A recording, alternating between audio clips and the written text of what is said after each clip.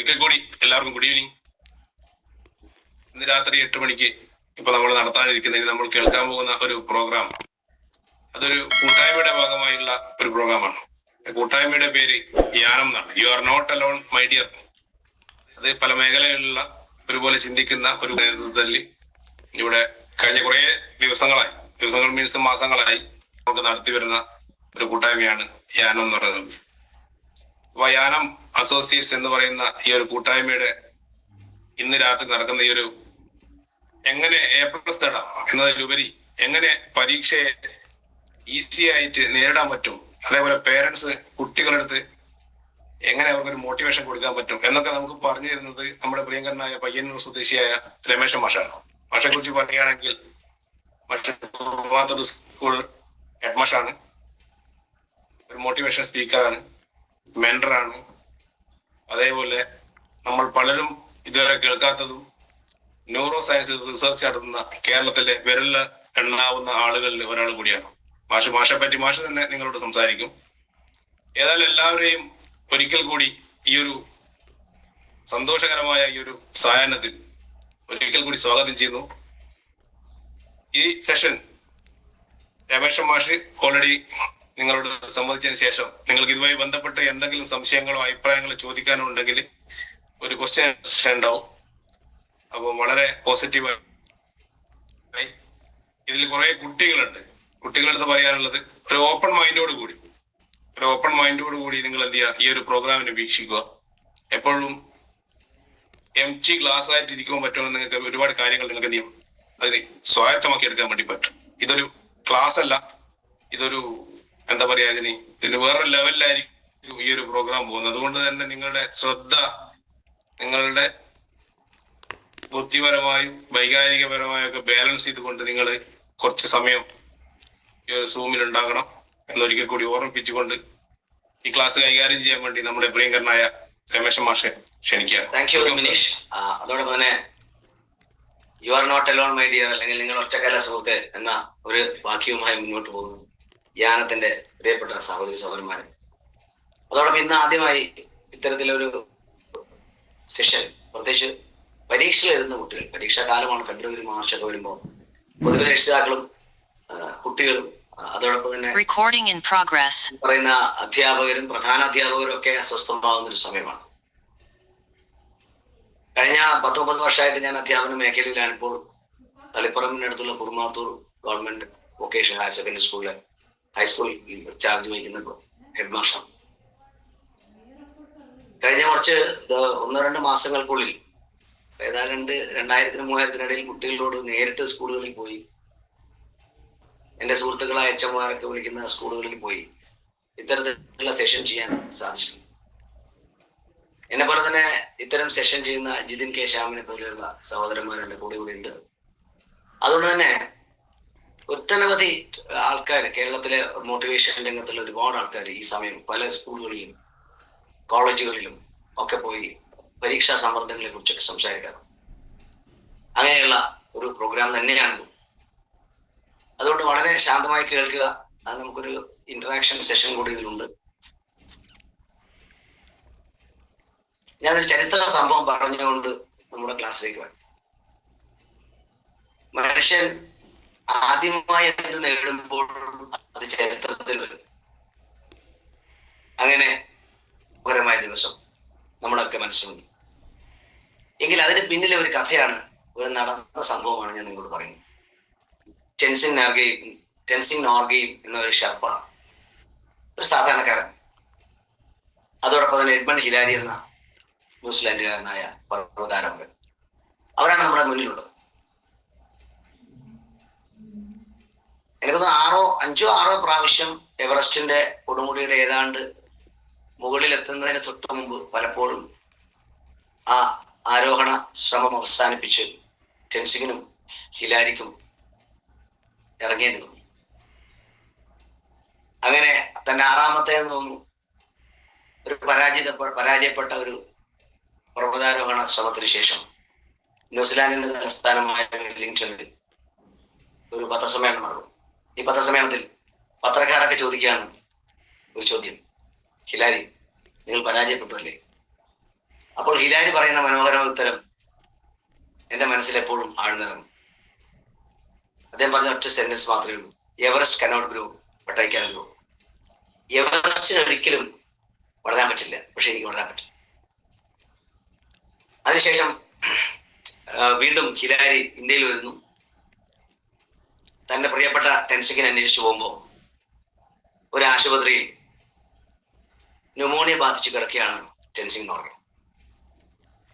ആ സമയത്ത് ഹിലാരി ഉറപ്പിച്ചു, ഇനി ഈ വർഷം പറ്റില്ല, കാരണം ഒരു ഷർപ്പയില്ലാതെ ഒരിക്കലും കയറാൻ പറ്റില്ല, പ്രത്യേകിച്ച് ടെൻസിങ്. അവനാണെങ്കിൽ ന്യൂമോണിയ ബാധിച്ചു. മൊബൈൽ ഫോണോ അല്ലെങ്കിൽ ഒരു ഫോണോ ഇല്ലാതെ കാലാണ്, 50 കാലഘട്ടം. അപ്പൊ ടെൻസിങ്ങോട് പറഞ്ഞു, ടെൻസിങ് ഞാൻ തിരിച്ചു പോവാണ്, കുഴപ്പമില്ല, അടുത്ത വർഷം വരാം, നീ കൂടുതൽ ഊർജ്ജസ്വനാവും. ഡോക്ടർ മാറി നിന്നപ്പോ ടെൻസിങ് പറഞ്ഞു, പ്രിയപ്പെട്ട ഹിലാരി, നിങ്ങൾ തിരിച്ചു പോകരുത്, കുറച്ച് ദൂരെ മാറി നിൽക്കൂ, ഞാൻ ഈ ഹോസ്പിറ്റലിൽ നിന്ന് പുറത്തേക്ക് വരും. കുറച്ചു കഴിഞ്ഞപ്പോ ഡോക്ടറുടെ കണ്ണുപിടിച്ച് ടെൻസിങ് ഹിലാരിയുടെ അടുത്തെത്തി, അതും ന്യൂമോണിയയുടെ തീവ്രമായ ഒരു അസുഖത്തോടെ. അപ്പൊ ഹിലാരി പറഞ്ഞു, പറ്റില്ല, നീ എന്താ ചെയ്യാൻ പോണ? അല്ല, ഈ ലക്ഷ്യം പ്രധാനമാണ് ഹിലാരി, നമുക്ക് ആ എവറസ്റ്റ് ഒന്ന് കീഴടക്കട്ടെ. അവനല്ലേ ഇതുവരെ വിജയിച്ചുകൊണ്ടിരിക്കുന്നത്, എനിക്കൊന്ന് വിജയിക്കണം, നമുക്ക് വിജയിക്കാം. തന്റെ എല്ലാ പ്രതിസന്ധികളെയും ഒരിക്കലും സാധിക്കാത്തൊരു കാര്യം ഒക്കെ, അതായത് തണുപ്പ്, ന്യൂമോണിയ, തണുപ്പാണ് എവറസ്റ്റ്. പക്ഷെ തന്റെ ഒറ്റ ദൃഢവിശ്വാസത്തിൽ, ഒരുപക്ഷെ ടെൻസിങ്ങിന്റെ ദൃഢവിശ്വാസത്തിൽ ഹിലാരി കയറാൻ തുടങ്ങുന്നു. പല പ്രതിസന്ധികൾ കടന്ന് ഒടുവിൽ ആ മനോഹരമായ ദിവസം എത്തുന്നു, എവറസ്റ്റ് കീഴടക്കപ്പെടുന്നു. ഞാൻ ഈ കഥവല്ല, ഈ നടന്ന സംഭവം പറയാൻ കാരണം, ഒരു A+ നേടൽ എന്നതിനേക്കാൾ ഉപരി ഞാൻ ഇന്നത്തെ സെഷൻ ഉദ്ദേശിക്കുന്നത് എല്ലാം നമുക്ക് സാധിക്കുമെന്ന ഒരു വിശ്വാസം നിങ്ങളിൽ ഉണ്ടാക്കാനാണ്. കഥകളോ ഇത്തരത്തിലുള്ള അനുഭവ കഥകളോ ഒന്നും തന്നെ ഒരുപക്ഷെ കുറച്ച് സമയം മാത്രമേ നമ്മൾ പ്രചോദിതരാണ്. എന്നാൽ പ്രിയപ്പെട്ട മക്കളോടാണ് ഞാൻ ഇന്ന് കൂടുതൽ സംസാരിക്കുന്നത്. അതോടൊപ്പം അവരുടെ രക്ഷിതാക്കളോടും നിങ്ങൾക്ക് എന്നോട് സംവദിക്കാം. അതിനിടയിൽ ഞാൻ എൻ്റെ ടെലിഫോൺ നമ്പർ നിങ്ങൾക്ക് തരുന്നുണ്ട്, നിങ്ങൾക്ക് വാട്സപ്പ് മെസ്സേജുകൾ ചെയ്യാം. അത് തുടർന്ന് വരുന്ന പരീക്ഷ വരെ നിങ്ങളുടെ ഒപ്പം യാനമുണ്ടാകുന്നത് പോലെ ഞാനും ഉണ്ടാവും. അതുകൊണ്ട് തന്നെ നിങ്ങൾക്ക് എന്തെങ്കിലും അത്തരത്തിലുള്ള ചോദ്യങ്ങളുണ്ടെങ്കിൽ ഇവിടുന്ന് ചോദിക്കാം. ഒപ്പം നിങ്ങൾക്ക് എന്നോട് ഭാവിയിലും ബന്ധപ്പെടാം. ഞാൻ ഒട്ടേറെ വർഷങ്ങളായിട്ട് ഇത്തരം ക്ലാസ്സുകൾ എടുക്കുമ്പോൾ കുട്ടികൾ എന്നോട് ചിലപ്പോൾ സെഷൻ കഴിഞ്ഞിട്ടായിരിക്കും ചോദിക്കുന്നത്, ഇനി ഞാൻ എന്ത് ചെയ്യണം? ഞാൻ ഇന്ന വിഷയത്തിലൊക്കെ വളരെ പരാജയത്തിലാണ്, ജയിക്കുമോന്നറിയില്ല, എനിക്കൊരു A+ കിട്ടും. ഈ സമയത്താണ് ഞാൻ മാത്തിൽ ഗവൺമെന്റ് ഹയർ സെക്കൻഡറി സ്കൂളിൽ എൻ്റെ അനുഭവം ആദ്യമായിട്ട് പങ്കുവെക്കട്ടെ. അവിടെ വർഷങ്ങൾക്ക് മുമ്പ് ഞാൻ പഠിപ്പിച്ചൊരു മോളുണ്ടായിരുന്നു, സൂര്യമോൾ എന്നാണ് അവളുടെ പേര്. അവൾക്ക് നടക്കാൻ പറ്റില്ല, അവൾ എടുത്തിട്ടാണ് സ്കൂളിലേക്ക് കൊണ്ടുവരുന്നത്. എൻ്റെ ഒരു പ്രിയപ്പെട്ട മകളാണ്. അപ്പൊ ഞാൻ സൂര്യയോട് ചോദിച്ചു, പലപ്പോഴും ഞാൻ കുട്ടിയോട് എന്താണ് നിങ്ങളുടെ ആഗ്രഹം എന്നൊക്കെ ചോദിക്കാറ്. സൂര്യ അങ്ങനെയൊന്നും ഉത്തരം പറയുന്നൊരു കുട്ടിയല്ല. അവൾക്ക് 2 കളിക്കൂട്ടുകാരികളുണ്ടായിരുന്നു. ആ 2 കളിക്കൂട്ടുകാരിൽ ഒരാൾ ശ്വേതയും മറ്റൊന്ന് അനഖയായിരുന്നു. ഈ 2 പേരും ഇവിടെ അവളെ അമ്മ സ്കൂളിന്റെ വരാന്തയിൽ എത്തിക്കുമ്പോൾ കൈപിടിച്ചു സൂര്യ കൊണ്ടുപോയി. അപ്പൊ ഫെബ്രുവരി മാസത്തിൽ സൂര്യൻ പറഞ്ഞു, സാർ എനിക്കൊരു ആഗ്രഹമുണ്ട്, എനിക്ക് മാഷ വലിയ ഇഷ്ടമാണ്, അതുകൊണ്ട് മാഷയുടെ വിഷയമായ ഇംഗ്ലീഷിൽ എനിക്ക് A+ വേണം. എനിക്ക് ഏതാണ്ട് അവളെ കുറിച്ച് ധാരണ, ഒരു B+ നിലവാരത്തിലാണ് അവൾ ഇപ്പോൾ ഉള്ളത്. ഞാൻ പറഞ്ഞു, മോളെ ഞാൻ ഒരു ടെക്നിക്ക് പറഞ്ഞുതരാം, നീ അത് ചെയ്യൂ. അവൾ പറഞ്ഞു, നിങ്ങൾ മാഷ പറഞ്ഞ എന്ത് ഞാൻ ചെയ്യും, പക്ഷെ എനിക്ക് ഇംഗ്ലീഷിൽ A+ മതി. ആ വർഷത്തെ SLC റിസൾട്ട് വന്നപ്പോൾ എനിക്ക് ആദ്യം വന്ന ഗോൾ സൂര്യയുടേതായിരുന്നു. അവൾക്ക് ഇംഗ്ലീഷിൽ A+ ആണ്. പിന്നീട് അവൾ BA ഇംഗ്ലീഷ് എടുക്കുന്നു, MA ഇംഗ്ലീഷ് കഴിയുന്നു, B.Ed കഴിയുന്നു. ഇന്ന് ഒരു അധ്യാപികയാണ്. അവളെ കൈപിടിച്ച് അവളെ കൊണ്ടുവന്ന ശ്വേത എഞ്ചിനീയറും അനഘ ഒരു ഡോക്ടറുമാണ്. ഈ കഥയിലേക്ക് ഞാൻ പോകുന്നത്, ഇത് എൻ്റെ ജീവിതത്തിലുണ്ടായ ഒരു അനുഭവമാണ്. ഇനിയുള്ള ദിവസങ്ങൾ വിചാരിച്ചാൽ പോലും ഞാൻ SLC ആണ് കുറച്ച് ഫോക്കസ് ചെയ്യുന്നത്. SLC മാത്രമല്ല, അത് പ്രീ ഡിഗ്രി +2 ആവാം, ഡിഗ്രി ആവാം, ഏത് പരീക്ഷയ്ക്ക് നിങ്ങൾക്ക് ഈ ടെക്നിക്ക് ഉപയോഗിക്കാം. ഇത് ടെക്നിക്കൊന്നല്ല, ഇത് ചില സത്യങ്ങളാണ്. ഒരുപക്ഷെ നേരെ ആമുഖത്തിൽ മിനീഷ് പറഞ്ഞ പോലെ ന്യൂറോ സയൻസ് അല്ലെങ്കിൽ നാഡികളെ അല്ല തലച്ചോറിനെ കുറിച്ച് പഠിക്കാൻ ഏറെ ഇഷ്ടപ്പെടുന്ന ഒരാളാണ് ഞാൻ. അതുകൊണ്ട് തന്നെ എവിടെയാണ് വിജയവും എവിടെയാണ് പരാജയം എന്നൊക്കെ ഞാൻ ശാന്തമായി ആലോചിക്കാറുണ്ട്, പ്രത്യേകിച്ച് ഇത്തരത്തിലുള്ള ക്ലാസ്സുകൾ എടുക്കുമ്പോൾ. ഞാൻ ചോദിക്കുന്ന ഒരു ചോദ്യം ഇത്രയേ ഉള്ളൂ. ചില കുട്ടികൾക്ക് സ്വാഭാവികമായും ജന്മനാൽ ചില കഴിവ് പ്രശ്നങ്ങളുണ്ടാകും. കാഴ്ചക്കുറവ്, കേൾവിക്കുറവ്, ബുദ്ധിയുടെ വേണ്ടത്ര അളവില്ലായ്മ, ഇതൊക്കെ ഉള്ള കുട്ടികളല്ല ഞാൻ ഫോക്കസ് ചെയ്യുന്നത്. അവരിലും ചില അത്ഭുതകരമായ കഴിവുകൾ വേറെ ഉണ്ടാവാം. ഒരു സാധാരണക്കാരനായ നടക്കുന്ന അല്ലെങ്കിൽ എല്ലാ ഇന്ദ്രിയങ്ങളും പ്രവർത്തിക്കുന്ന ഒരു കുട്ടി 5 ലക്ഷം പേരാണ് SSLCക്ക് മാത്രം ഈ വർഷം എഴുതുന്നത് ഏതാണ്ട്. അതിൽ എല്ലാ കുട്ടികളും തമ്മിൽ എന്താണ് വ്യത്യാസം? ഞാൻ ഒറ്റ ചോദ്യം ചെയ്യും. ഒരു അമേരിക്കയിലെ സിംഹവും, ഞാൻ എൻ്റെ പല ട്രെയിനിങ് ചോദിക്കുന്ന ഒരു ചോദ്യമാണ്, അമേരിക്കയിലെ ഒരു സിംഹവും ഇന്ത്യയിലെ ഒരു സിംഹവും ജനിക്കുന്നത്, കുട്ടി ജനിക്കുന്നു, എന്താ വ്യത്യാസം? അവർ അങ്ങനെ വളരുന്നു, അവർ ഒരേപോലെയാണ് വളരുന്നത്. നമ്മുടെ സിംഹം ഒരിക്കലും പുല്ല് തിന്നാറില്ല. ഒരു അമേരിക്കൻ സിംഹം ഇറച്ചിയും ഇന്ത്യൻ സിംഹവും പുല്ല് തിന്നാറില്ല. അപ്പൊ ഒരേപോലെ ഇര പിടിക്കുന്നു, ഒരേപോലെ ഇണചേരാനുള്ള കഴിവുണ്ടാവുന്നു, പ്രസവം നടക്കുന്നു, തലമുറ സൃഷ്ടിക്കുന്നു, അവസാനം ഈ ലോകം വിട്ടുപോകും. എന്റെ കാതലായ ചോദ്യം വന്നത്, എന്തുകൊണ്ടാണ് ചില കുട്ടികൾക്ക് A+ കിട്ടുന്നു, ചില കുട്ടികൾ പിന്നാമ്പുറത്ത് D+ലോ Eയിലും വരുന്നു? ഇത് എവിടെയാണ് ഈ പ്രശ്നം?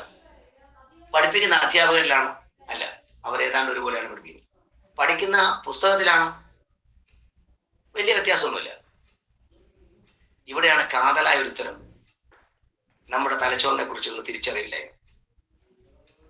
ഒരുപക്ഷെ ഈ ക്ലാസ് കഴിയുമ്പോൾ നിങ്ങൾ പരീക്ഷയെക്കാൾ ഉപരി വിജയിക്കേണ്ടത് നിങ്ങളുടെ ജീവിതത്തിലാണ്. പലരും അതിസമ്പന്നർ പോലും ജീവിതം ഉപേക്ഷിക്കുന്ന ഒരു കാലഘട്ടത്തിൽ നമ്മൾ ഇനിയുള്ള ജീവിതത്തിന്റെ വിജയത്തിന്റെ സൂത്രവാക്യങ്ങളാണ് ഇവിടെ എനിക്ക് നിങ്ങളുടെ മുമ്പിൽ തുറന്നു വെക്കാറുള്ളത്. പരീക്ഷ അടുത്ത് വരുന്നൊരു മാസത്തിൽ എന്തൊക്കെയാണ് ഉണ്ടാവുക?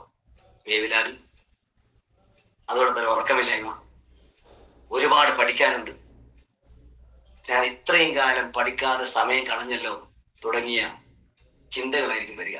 അവിടെ നിങ്ങളുടെ അപകടം തുടങ്ങുന്നു. ഈ സമയത്താണ് നിങ്ങൾ ഏറ്റവും ശാന്തനാവേണ്ടത്, ഏറ്റവും ശാന്തനാവേണ്ട സമയം. ഏതായാലും ഈ 1 മണിക്കൂർ നിങ്ങൾ ഒന്നും വേറെ ആലോചിക്കേണ്ട. ഞാൻ മക്കളോടാണ് സംസാരിക്കുന്നത്, ഒപ്പം അവരുടെ രക്ഷിതാക്കൾ. ഇവിടുത്തെ കാര്യങ്ങളൊന്നും കുറിച്ചെടുക്കണമെന്നൊന്നും ഞാൻ പറയുന്നില്ല, എടുത്താൽ നല്ലത്, കുഴപ്പമില്ല. ഒരു പക്ഷെ ഇത് റെക്കോർഡിംഗ് ഉണ്ടോ അയച്ചു തരുന്ന അവർക്ക് നോക്കാം. ഇവിടെ നമ്മൾ ആദ്യം മനസ്സിലാക്കേണ്ടത്, നമ്മളൊരു പരീക്ഷ എഴുതുകയാണ്. നമുക്ക് അതിലേക്ക് തന്നെ വരാം, കൂടുതൽ പരന്ന് ഞാൻ സംസാരിക്കുന്നില്ല, സമയപരിമിതി കൊണ്ട്. ഒരു പരീക്ഷാ ഹാളിൽ എത്തുമ്പോൾ എന്താണ് നമ്മുടെ പ്രശ്നം? ഒട്ടേറെ പരീക്ഷകൾ എഴുതിയവരാണ് ഇവിടെ ഇരിക്കുന്ന മുതിർന്നവർ, ഞാനും. പക്ഷെ നമ്മൾ ഒരേ പ്രോസസ്സാണ് ഒരു പരീക്ഷയിൽ നടക്കുന്നത്. നമ്മൾ പഠിച്ച കാര്യങ്ങൾ ഒരു നിശ്ചിത സമയത്ത് ഓർമ്മയിൽ നിന്ന് ചികഞ്ഞെടുത്ത് അത് ഒരു പേപ്പറിലേക്ക് മാറ്റുമ്പോൾ നമ്മൾ പരീക്ഷ എന്ന വലിയൊരു പ്രക്രിയ പൂർത്തിയാവും. ഇവിടെ വരുന്ന പ്രശ്നത്തിൽ ഒന്ന്, പഠിച്ചത് ഓർമ്മയില്ലാതിരിക്കുക ഒരു കാര്യം. പരീക്ഷ നന്നായി പഠിച്ചു, പക്ഷെ ആ സമയത്ത് കിട്ടുന്നില്ല, അത് കുഴപ്പം. ഇവിടെ ദാവിൻ തുമ്പത്ത് വന്ന് എവിടെയോ മറയുന്ന ഉത്തരങ്ങൾ. അതോടൊപ്പം തന്നെ എത്ര ആലോചിച്ചിട്ടും കിട്ടാത്ത ഉത്തരങ്ങൾ. ഇങ്ങനെ ഉത്തരങ്ങൾ പലവിധമാണ്. കാരണം ഈ ചോദ്യങ്ങൾ ഉണ്ടാക്കുന്നത് ഞങ്ങളെപ്പോലുള്ള അധ്യാപകരാണ്.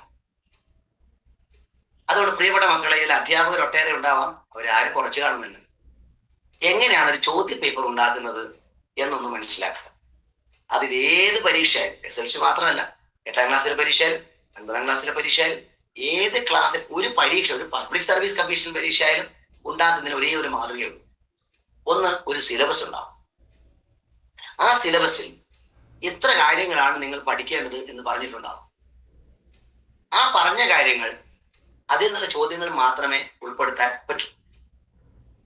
എന്നിട്ട് അപ്പൊ എന്താണ് ആദ്യം ഉണ്ടാവുക? ഒരു സിലബസ് അല്ലെങ്കിൽ ഒരു വിഷയം നിങ്ങളുടെ മുമ്പിൽ ഉണ്ടാവും. അതിൽ നിന്ന് എങ്ങനെയുള്ള ചോദ്യങ്ങളൊക്കെ വേണമെന്ന് നേരത്തെ തീരുമാനിക്കപ്പെട്ടിട്ടുണ്ട്. അതിനാണ് പരീക്ഷയുടെ ബ്ലൂ പ്രിന്റ് എന്ന് പറയുന്നത്. ഒരു ക്വസ്റ്റ്യൻ പേപ്പർ തയ്യാറാക്കുന്ന അധ്യാപകൻ ആദ്യം ചെയ്യുന്നത് ഒരു ബ്ലൂ പ്രിന്റ് ഉണ്ടാക്കിയാണ്, ചോദ്യം ഉണ്ടാക്കിയല്ല ചെയ്യുക. അതിൽ ഇന്ന ചാപ്റ്ററിൽ നിന്ന് ഇത്ര ചോദ്യം വേണം, അതിൽ ലോങ് ആൻസർ ക്വസ്റ്റ്യൻ ഇത്രയാണ്, ഷോർട്ട് ആൻസർ ടൈപ്പ് ഇത്രയാണ്, അല്ലെങ്കിൽ multiple choice questions MCQ questions ഇത്രയാണ് എന്നൊക്കെ ഒരു തീരുമാനം ഉണ്ടാവും. എന്നിട്ട് അതിന്റെ നിലവാരം നോക്കും. എബോവ് ആവറേജ് കുഞ്ഞുങ്ങൾക്ക് എഴുതാൻ പറ്റുന്നത്, ആവറേജ് കുട്ടികൾക്ക് എഴുതാൻ പറ്റുന്നത്, പിന്നെ സാധാരണക്കാരായ കുട്ടികൾക്ക് എഴുതാൻ പറ്റുന്നത് എന്നിങ്ങനെ പലതരത്തിലുള്ള ക്ലാസിഫൈ ചെയ്യും. ഇതൊക്കെ BEdലും DTCയിലും ഒക്കെ പഠിക്കുന്നവർക്ക് അറിയാം.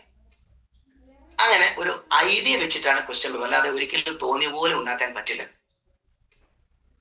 ആ നിർദ്ദേശം പാലിക്കുന്ന ചോദ്യപേപ്പറുകൾ മാത്രമേ വിദ്യാഭ്യാസ വകുപ്പ് എടുക്കാം. ഇനി ഈ ക്വസ്റ്റ്യൻ പേപ്പറിന്റെ രഹസ്യ സ്വഭാവത്തെ കുറിച്ച് ഒരു അല്പം പറയാം.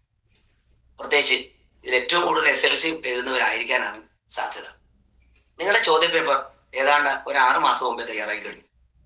കേരളത്തിലെ അറിയപ്പെടുന്ന അധ്യാപകരിൽ നിന്നും, അത് നമുക്കൊന്നും പരസ്പരം അറിയാൻ പറ്റില്ല, അവരിൽ നിന്ന് അവരോട് ചോദ്യങ്ങൾ തയ്യാറാക്കി കൊടുക്കാൻ ആവശ്യം. അത് ചിലപ്പോൾ ക്യാമ്പുകൾ വഴിയായിരിക്കാം, ഇൻഡിവിജ്വൽ ആയിരിക്കാം. അങ്ങനെ ഇംഗ്ലീഷിന്റെ ചോദ്യപേപ്പർ ഒരു അധ്യാപകനായി എന്നെ ഏൽപ്പിച്ചു എന്നിരിക്കട്ടെ. ഞാൻ എന്താണ് ചെയ്തത്? ഞാൻ ഈ പറയുന്ന നിർദ്ദേശം അനുസരിച്ചുള്ള ഒരു ചോദ്യപേപ്പറും അതിന്റെ ഉത്തര സൂചിയും തയ്യാറാക്കും. എന്നിട്ട് ഞാൻ അത് ഒരു കൃത്യമായി ഒരു ഇതിൽ ഒട്ടിച്ച്, ഒരാൾക്ക് തുറക്കാൻ പറ്റില്ല, അത് വിദ്യാഭ്യാസ വകുപ്പിൽ കൈമാറും. ഇതേപോലെ രമേശൻ മാഷ് എന്ന് പറയുന്ന ഒരാൾ മാത്രമല്ല, പല സ്ഥലങ്ങളിൽ നിന്ന് ഉണ്ടാക്കുന്ന ക്വസ്റ്റ്യൻ പേപ്പറുകൾ ഒക്കെ തന്നെ ഈ ടേബിളിൽ വരും. എന്നിട്ട് അതിൽ നിന്ന് ഏതെങ്കിലും ഒന്ന് തിരഞ്ഞെടുക്കും. അതിനുശേഷം രഹസ്യ സ്വഭാവമുള്ള, പ്രത്യേകിച്ച് ജയിലിലൊക്കെയുള്ള ചില പ്രസ്സുകളിലാണ് ക്വസ്റ്റ്യൻ അടിക്കുന്നത്. അവിടെ ഒരിക്കലും SLC പരീക്ഷ എന്നോ എന്താ പറയാ +2 പരീക്ഷ എന്നില്ല, ചില കോഡുകളായിരിക്കും ഉണ്ടാവുക. അതുകൊണ്ട് അവരുടെ വളരെ സീരിയസ് ആയ അത്രയും സെൻസറേറ്റ് മാത്രമേ അവിടെ തൊഴിലാളികൾ വിടും. അതുകൊണ്ട് ഇതൊന്നും കോപ്പി അടിക്കാനൊന്നും പറ്റില്ല. അങ്ങനെ അത് പ്രിന്റ് ചെയ്ത് അവിടുന്ന് തന്നെ 20 എണ്ണത്തിനെ പാക്കറ്റാക്കി നിങ്ങളുടെ മുമ്പിലെത്തുന്നവരെ ഈ ചോദ്യം ഒരാളും കാണുന്നില്ല. മറ്റൊരു രസകരമായ കാര്യം, ഈ ചോദ്യം ഉണ്ടാക്കിയ അധ്യാപകൻ പോലും ചിലപ്പോൾ ആ ക്വസ്റ്റ്യൻ വന്നാൽ മാത്രമേ അറിയാൻ പറ്റൂ. ഇതെന്തിനാ പറഞ്ഞതെന്ന് വെച്ചാൽ അധ്യാപകരാണ് ചോദ്യം ഉണ്ടാകുന്നത്. അപ്പോൾ അധ്യാപകരുടെ മാനസിക നില ചോദ്യം വരും.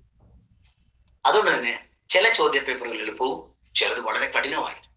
ചില അധ്യാപകർ വിചാരിക്കും എന്നാ നോക്കാം, ഇവരൊന്ന് കടുപ്പമുള്ള ചോദ്യമാവട്ടെ. ചിലർ പറയും ലളിതവും. ഇനി ചില പരീക്ഷകളിൽ ഞാൻ വരുത്തിയ മണ്ടത്തരങ്ങളെ കുറിച്ച് ആദ്യം പറയാം. എന്നിട്ട് ഇത് എന്തുകൊണ്ടാണ് സംഭവിക്കുന്നതെന്ന് വളരെ വിശദമായിട്ട് ഞാൻ പറഞ്ഞു തരാം. ഞാൻ പബ്ലിക് സർവീസ് കമ്മീഷൻ പരീക്ഷകൾ ഒട്ടനവധി എഴുതിയ ഒരാളാണ്. അതിൽ 5ഓ 10ഓ ജോലികൾ എനിക്ക് ലഭിക്കുകയും ചെയ്തിട്ടുണ്ട്. അതിൽ ചില പരീക്ഷകളുടെ ചോദ്യങ്ങൾ എനിക്ക് വളരെയധികം ഓർമ്മ ഉണ്ടാകും. അതിലൊരു ചോദ്യം ഇതാണ്. അതൊരു കാസർഗോഡ് ജില്ലയിലെ, എനിക്ക് തോന്നുന്നു LD ക്ലർക്ക് പരീക്ഷ എന്തോ അല്ലെ ഏതൊരു പരീക്ഷക്കാണ് ചോദിച്ച ചോദ്യം, കൃത്യമായി ഓർക്കുന്നില്ല. അപ്പോ ആ പരീക്ഷയ്ക്ക് വന്ന ചോദ്യം which is the country expelled from Commonwealth in 1985? 1985 കോമൺവെൽത്തിൽ നിന്ന് പുറത്താക്കപ്പെട്ട രാജ്യമേത്? ഞാൻ ഉത്തരം എഴുതി ഫിജി. അത് കറക്റ്റായ ഉത്തരമായി. പക്ഷെ അതേ ചോദ്യ പേപ്പറിലെ മറ്റൊരു ചോദ്യം, ഭൂമിയുടെ ഏറ്റവും അടുത്ത നക്ഷത്രം ഏത് എന്നതായിരുന്നു. അതിന് ഞാൻ എഴുതിയ ഉത്തരം വളരെ രസകരമാണ്. ഉത്തരം ശുക്രൻ എന്നാണ്. അത് ഏറ്റവും മണ്ടത്തരമാണ്. കാരണം ഭൂമിയുടെ ഏറ്റവും അടുത്ത ഒരു നക്ഷത്രം സൂര്യനാണ്. ഇനി ശുക്രൻ ഒരു നക്ഷത്രമേ അല്ല. എന്താണ് എനിക്ക് പറ്റിയത് എന്ന് എനിക്ക് പിന്നീടാണ് മനസ്സിലായത്. ഈ തലച്ചോറിന്റെ ഒരു അപാരമായ കഴിവുകേടും. അതെന്താണെന്ന് ഞാൻ പറഞ്ഞുതരാം. പിന്നീട് എല്ലാ പരീക്ഷ കഴിഞ്ഞ് പുറത്തിറങ്ങുമ്പോൾ നമ്മുടെ ഉള്ളിൽ നിന്ന് പുറത്തു വരുന്ന ഉത്തരമുണ്ട്, ഛേ അത് തെറ്റിയല്ലോ. ഇങ്ങനെ എത്ര ഛേ പറയുന്നുവോ അത്രയും നിങ്ങൾ വിജയിച്ചുകൊണ്ടിരിക്കും എന്നൊരു രസകരമായ ഉത്തരം കൂടി പറയാനുണ്ട്. അങ്ങനെ ഇരിക്കെ എന്താണ് ഇവിടെ സംഭവിക്കുന്നത്? നമ്മൾ മനസ്സിലാക്കേണ്ട കാര്യം, ഞാൻ പറയുന്നതെല്ലാം പ്രാക്ടിക്കലായ കാര്യങ്ങളാണ് പ്രിയപ്പെട്ടവരെ. അതിൽ എന്തെങ്കിലും സംശയം ഉണ്ടെങ്കിൽ നമുക്ക് എന്നോട് ചോദിക്കാം. ആരാണ് ഇതിൽ ഓർമ്മിക്കുന്നത്? നമുക്ക് ഒറ്റയടിക്ക് പറയാം, എന്റെ തലച്ചോറാണ്. അതെ, നിങ്ങളുടെ തലച്ചോറ് തന്നെയാണ് ഇത് ഓർമ്മിക്കുന്നത്. പക്ഷേ തലച്ചോറിലെ ഏത് ഭാഗമാണെന്ന് അറിയാമോ? അതാണ് ബുദ്ധിമുട്ട്. ഞാനൊരു പുസ്തകം വായിച്ചു. ആ പുസ്തകത്തിൽ നിന്ന് ഒരറിവ് എനിക്ക് ലഭിച്ചു. ഇത് റെക്കോർഡ് ചെയ്യുന്നൊരു മെഷീനുണ്ട്. ആ മെഷീന്റെ പേര് മറ്റൊന്നല്ല, ഹിപ്പോ ക്യാമ്പസ് എന്നാണ്. നിങ്ങളുടെ പേരൊന്നും പറഞ്ഞ് ബുദ്ധിമുട്ടണ്ട. കടൽക്കുതിരയെ പോലെയുള്ള ഒരു ചെറിയ ആകൃതിയുള്ള തലച്ചോറിന്റെ ഒരു മനോഹരമായ ഭാഗം. ഇതിലേക്കാണ് ഈ അറിവുകൾ എത്തുന്നത്. അതവിടെ ഷോർട്ട് ടേം മെമ്മറിയിൽ വെക്കേണ്ട സാധനത്തിനെ ലോങ് ടേം മെമ്മറിയിലേക്ക് മാറ്റും. എപ്പോഴോ ജൂൺ മാസത്തിൽ പഠിച്ച ചോദ്യം ഈ മാർച്ച് മാസത്തിൽ വന്നേക്കാം. അത് നമ്മൾ മറന്നുപോയേക്കാം. അതൊക്കെ വീണ്ടും ചോദ്യങ്ങളായിട്ട് വരും. അപ്പൊ ഈ ഹിപ്പോ ക്യാമ്പസ് എന്ന് പറയുന്ന ഇവനെ എങ്ങനെ സൂത്രത്തിൽ കീഴ്പ്പെടുത്താം? അതോടൊപ്പം നമുക്ക് വേവലാതി വരുന്നൊരു പ്രശ്നമുണ്ട്. പലപ്പോഴും ഞാൻ കണ്ടിട്ടുണ്ട് പരീക്ഷാ ഹാളിൽ. ഇത്തവണ ഞാൻ ചീഫ് സൂപ്രണ്ട് ആയതുകൊണ്ട് സ്കൂളിന്റെ കാര്യങ്ങളാണ് നോക്കേണ്ടത്. കഴിഞ്ഞ വർഷമൊക്കെ ഡെപ്യൂട്ടി ചീഫ് ആയപ്പോൾ ആ സ്കൂളിന്റെ മൊത്തം ഉത്തരവാദിത്വം നോക്കുമ്പോൾ ഞാൻ പരീക്ഷാ ഹാളുകളിൽ ഇടയ്ക്കിടയ്ക്ക് ഒരു മിന്നൽ പരിശോധന നടത്തും. അപ്പോൾ കാണാം ചില കുട്ടികൾ അസ്വസ്ഥരാകുന്നത്. ഇവരുടെ പ്രശ്നമാണ് പഠിച്ചിരുന്നു, ഓർമ്മയില്ല. അപ്പോൾ നമ്മൾ ചെയ്യേണ്ട കാര്യം എന്താണ്? എങ്ങനെ വ്യത്യസ്തമായ ഓരോ ചോദ്യങ്ങളെ സമീപിക്കുന്ന ടെക്നിക്കുകൾ ഞാൻ നിങ്ങൾക്ക് പറഞ്ഞുതരാം. അതിനൊക്കെ മുമ്പേ നമ്മുടെ വേവലാതിപ്പെടുത്തുന്ന തലച്ചോറിന്റെ ഭാഗത്തെ കുറിച്ച് അറിയണം. അവനെ നമ്മൾ ലിംബിക് ബ്രെയിൻ അഥവാ റെപ്റ്റീലിയൻ ബ്രെയിൻ എന്നൊക്കെ പറഞ്ഞ് അതിനെ ഒരു പേരിടും. നടുക്കില്ല ബുദ്ധി എന്ന് പറയാം. അതായത് ഒരു ചോദ്യമൊക്കെ വരുന്ന സമയത്ത് പെട്ടെന്ന് നമ്മളെ വിഷമിപ്പിക്കുന്ന, ഉത്തരം കിട്ടില്ലെന്ന് നമ്മളെ ബോധിപ്പിക്കുന്ന ഈ ഒരു ചങ്ങായി ഉണ്ടല്ലോ, ഒരു ചങ്ങാതി, ഈ ചങ്ങാതിയെ ഒന്ന് വരുതിയിലാക്കണം. അതുകൊണ്ട് ഉറപ്പിച്ച് ഞാൻ പറയട്ടെ, ഇന്ന് നിങ്ങൾ തീരുമാനമെടുത്ത് പരീക്ഷയ്ക്ക് ഇടയിലുള്ള 21 ദിവസം ഞാൻ പറയുന്നത് പോലെ ചെയ്യുകയാണെങ്കിൽ മക്കളെ നിങ്ങൾക്ക് A+ ഉറപ്പാണ്. പക്ഷെ ചോദ്യം അതല്ല, നിങ്ങൾ ചെയ്യാൻ ശ്രമിക്കുമോ എന്നുള്ളതാണ്. പ്രിയപ്പെട്ട രക്ഷിതാക്കൾ ശ്രദ്ധിക്കേണ്ടത് അവർ ഇത് ചെയ്യുന്നുണ്ടോ എന്നൊന്ന് നിരീക്ഷിക്കുക മാത്രമാണ്. ഇനി ഒരു 10ാം ക്ലാസ് വിദ്യാർത്ഥിയുടെ ഉദാഹരണം എടുക്കാം. ഞാൻ അവരെയാണ് ഒന്ന് ഫോക്കസ് ചെയ്യുന്നത്. മറ്റുള്ളവർ എന്നോട് ചൊടിക്കരുത്. എന്താ സംഭവം? ഈ കുട്ടി വീട്ടിലുണ്ടാകുമ്പോൾ ആദ്യം അസ്വസ്ഥമാകുന്ന അച്ഛനായിരിക്കും അല്ലെങ്കിൽ അമ്മയായിരിക്കും. അയ്യോ, എന്റെ മകൻ 10ാം ക്ലാസ്സിലാണ്, ഇവിടെ താഴെ എന്റെ മകൻ 10ാം ക്ലാസ്സിലാണ്.